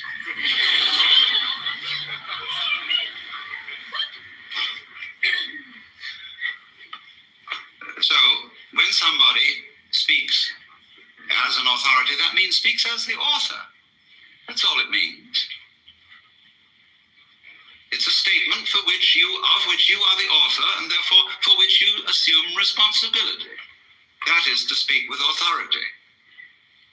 And to be original is likewise not to be freaky, but to speak from the origin. That is what Christians mean when they say to speak in the Spirit, to have your mouth possessed by the Holy Spirit, as they believe the mouth of Jesus was possessed by the Holy Spirit. So the gospel of Jesus, which of course was hushed up from its inception, was that wake up everybody and find out who you are. Asking that, again in the Gospel of St. John, they, pointing to his disciples, may be one, even as you, Father, and I are one.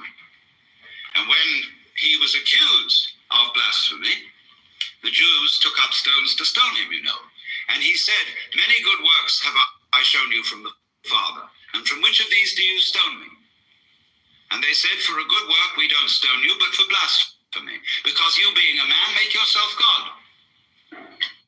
Now listen to the reply. He said, is it not written in your law,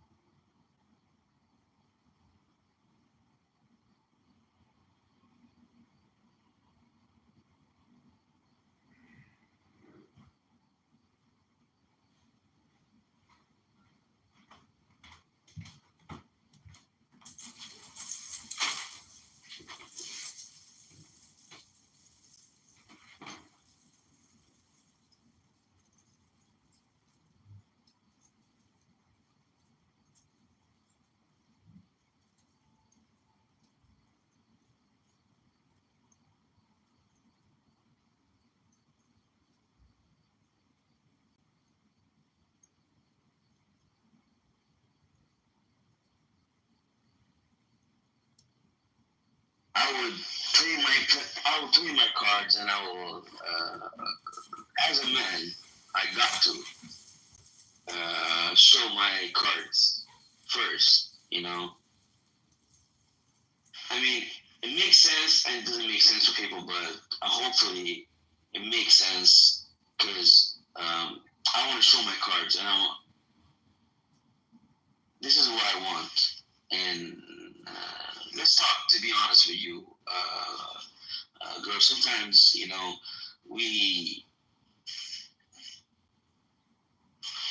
guys, we're very insecure. I'll tell you that for sure, 1,000%. And that is me giving you the game. We men are very, very insecure. And I'll tell you how we're insecure. I think all men are insecure. I'll tell you how. Okay, well, hold on. Because the father topic is a room that's going to be going on tomorrow. So we're not going to, I don't want to have a conversation about it tonight. Very quick. I have to push back on you. I don't think all men are insecure. Oh, okay. So, I honestly, I'm sure, not all, because you can never say all, but the majority. And I'll tell you why. You know, I'm a man myself. I hang around with men, so I'll tell you where the insecurity comes from. Is even though they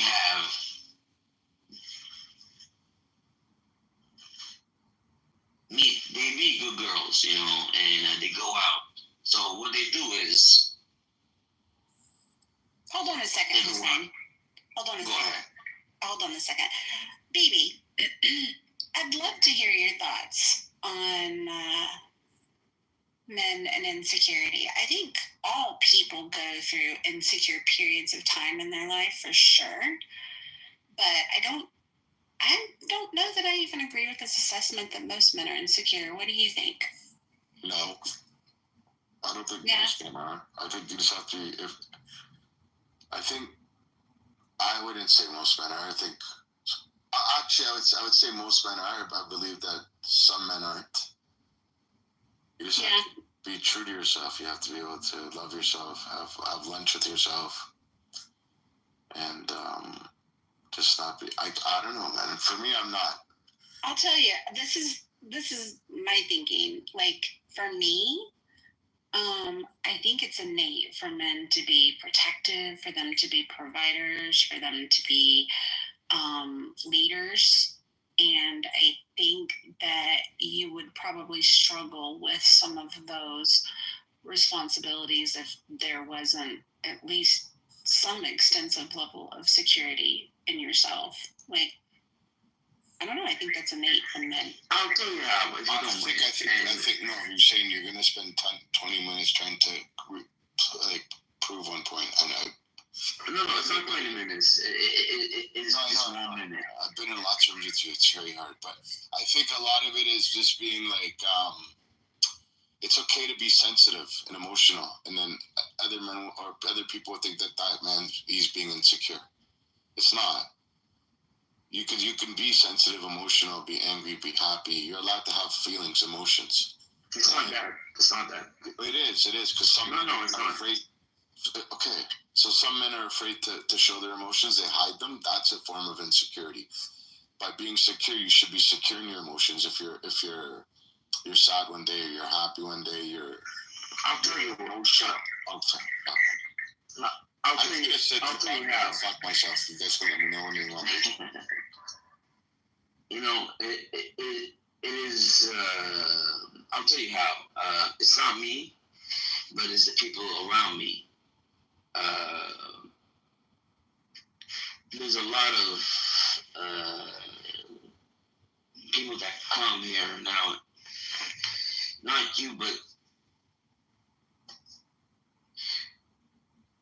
in this Western world, you know, and what is it? Very educated, smart people, you know, and just what do I have to do? So they have the smarts. Hold on a second. Because I don't like when men sit up on stages and pontificate. Can you mute up for just a second? I'm getting feedback. I don't like it when men sit up on stage and educate about the inner workings of women and how they understand what women think and how they act and who they are. So I certainly want to do that to you, which is why I want to invite the men that are on the stage. I think maybe if you sit and listen, I'd like to get some different perspectives and just see if other men are reading that the same way that you have. Project or Joe, do you guys have anything to contribute to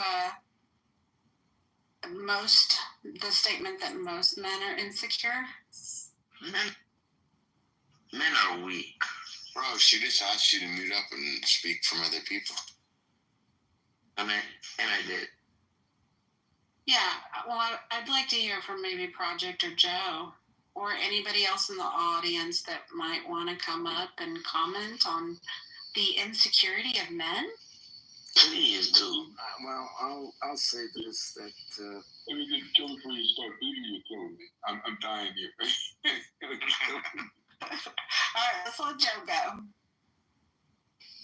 I'd say that from a perspective of people, we are insecure at different points in our lives and in different situations. When we have anxiety and frustration over a challenge or problem that we cannot think about how to solve it, that can be the onset of insecurity. It's not a singular thing. It's things that happen when we're faced with good and bad things. And insecurity can be a problem for us. I don't think it's a male or female thing. How it manifests itself between women and men, that can be different. But we all face insecurity. How we deal with it will differ. Project, what about you?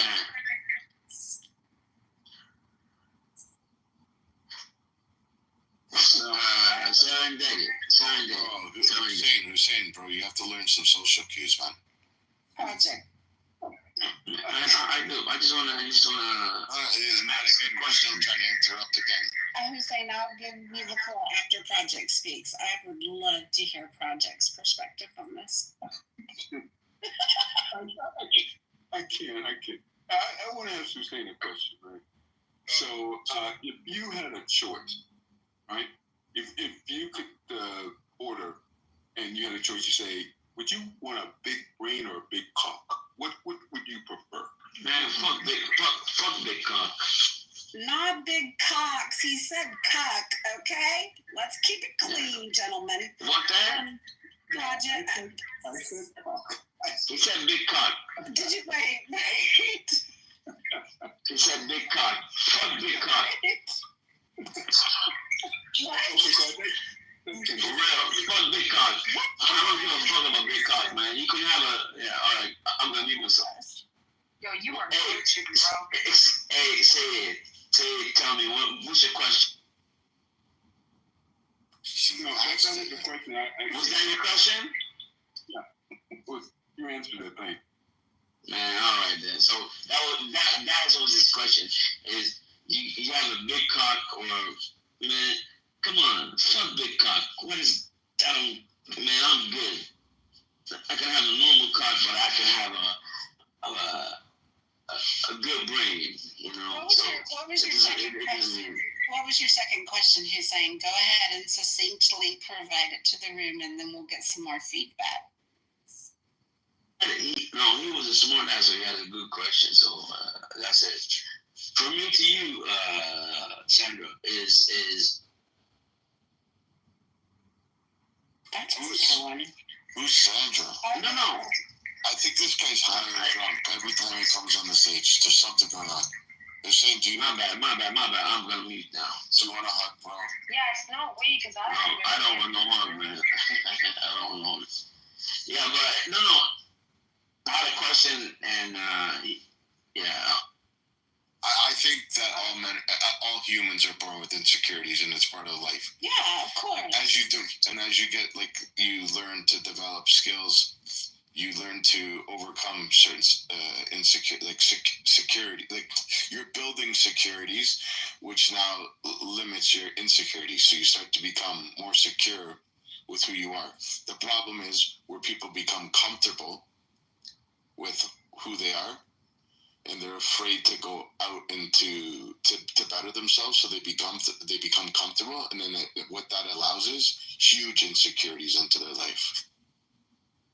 Yeah, I agree with you. I think insecurity is something that everybody struggles. I think that there are probably times where they struggle more than others. But to define a man, I don't think insecurity would be even the list for me. But I don't think they make men like they used to. No, I don't.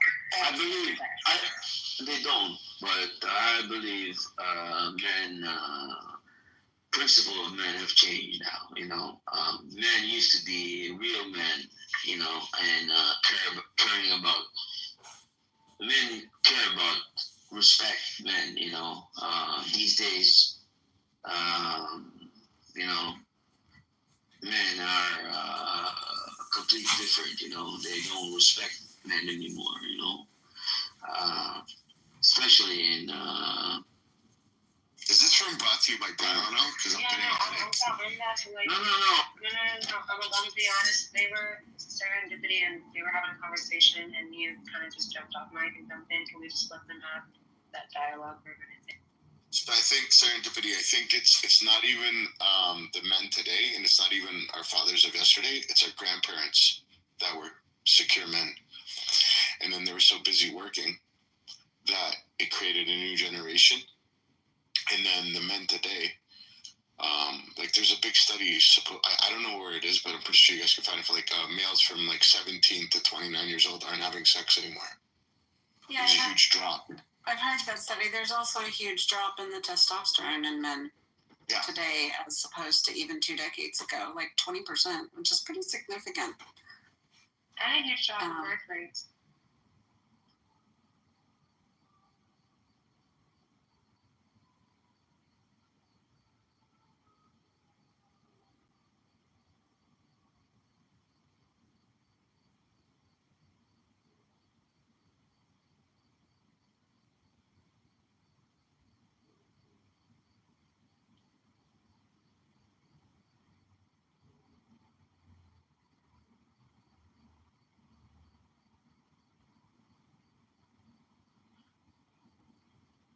Hello, my name is George Dean here. Welcome to Politics on the Prairie. We have a great guest today, congressional candidate John Kitover. How are you doing today, John? George, I'm doing great. How are you doing today? I'm doing real good too. I see you got the whole campaign, the headquarters going there. I do. I've got a lot of phones set up. I've got a lot of YouTubes going, Instagrams, X accounts, Clubhouse. I try to do a lot of mass communication for the campaign at home. I saw that. That's how you got on my radar. Was all social media. You're probably way better connected in that aspect than your opponent, the Hood. Why don't you tell us a little bit about yourself? Sure. I live in Chicago, 42 years old, and I'm a graduate of the Citadel in Charleston, South Carolina, which is a military college. I was commissioned as a second lieutenant in the U.S. Army National Guard, served from 2002 to 2006. And then I've worked in digital marketing, media buying, advertising technology for about the past 20 years, 15 years. And I've worked in the government at the Treasury Department and the Department of Commerce, working in real estate operations, leasing, project management. And I launched this campaign to run for Congress a couple months ago.